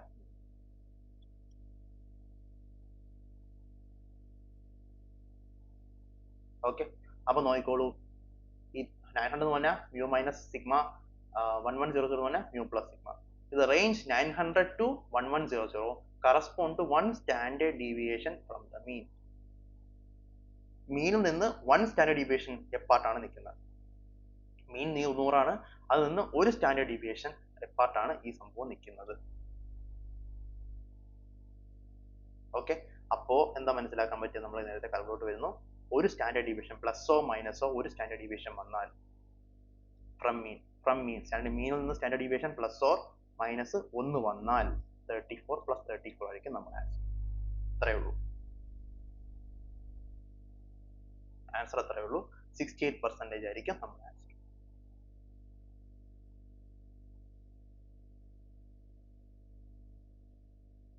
ഓക്കെ, എന്നിട്ട് പറയാം, മീൻ ഓൾറെഡി പറഞ്ഞിട്ടുണ്ട്, സ്റ്റാൻഡേർഡ് ഡീവിയേഷൻ ഓൾറെഡി പറഞ്ഞിട്ടുണ്ട്. ഇവര് പറഞ്ഞേക്കുന്നത് എന്താ, മീൻ -100 പ്ലസ് 100, അതായത് ഒരു സ്റ്റാൻഡേർഡ് ഡീവിയേഷൻ മീനിൽ നിന്ന് മാറി ഇങ്ങോട്ട് മാറിയാണ് നിൽക്കുന്നത് എന്നാണ് പറഞ്ഞത്. അതേസമയം ഇങ്ങനെ പറഞ്ഞേക്കുന്നെങ്കിലോ 1000 to 1100 ആണ് പറഞ്ഞിരിക്കുന്നെങ്കിലോ, അല്ലെങ്കിൽ 1000 to 1200 ആണ് പറഞ്ഞേക്കുന്നെങ്കിലോ, ഇവിടെ 2 സ്റ്റാൻഡേർഡ് ഡീവിയേഷൻ മാറി. അപ്പൊ നമ്മൾ എന്താ ഈ പടത്തിനകത്ത് 2 എണ്ണം എടുക്കണം, 34ഉം 13.5ഉം കൂടെ സം ചെയ്യണം. അതേപോലെ ഒരു സ്റ്റാൻഡേർഡ് ഡീവിയേഷൻ റൈറ്റിലോട്ട് മാത്രമാണ് മാറിയിരിക്കുന്നെങ്കിൽ 34 മാത്രമായിരിക്കും. അങ്ങനെയാ ഈ ഇത്രയും നമ്പേഴ്സ് ഉപയോഗിച്ച് നമുക്ക് ചെയ്യാൻ പറ്റുന്ന പ്രോബ്ലംസ് ആണ് കൂടുതലായിട്ടും ഇതിനകത്ത്. അല്ലെന്നുണ്ടെങ്കിൽ നമ്മൾ ടേബിൾ ഒക്കെ എടുക്കണം, അത്രയും കോംപ്ലിക്കേറ്റഡ് ഉള്ള പ്രോബ്ലംസ് ഒന്നും വരാൻ സാധ്യതയില്ല. ഇങ്ങനത്തെ ക്വസ്റ്റ്യൻസ് ആണ് കൂടുതൽ നോർമൽ ഡിസ്ട്രിബ്യൂഷന് വരുന്നത് എന്നുള്ള കാര്യം ഓർക്കുക.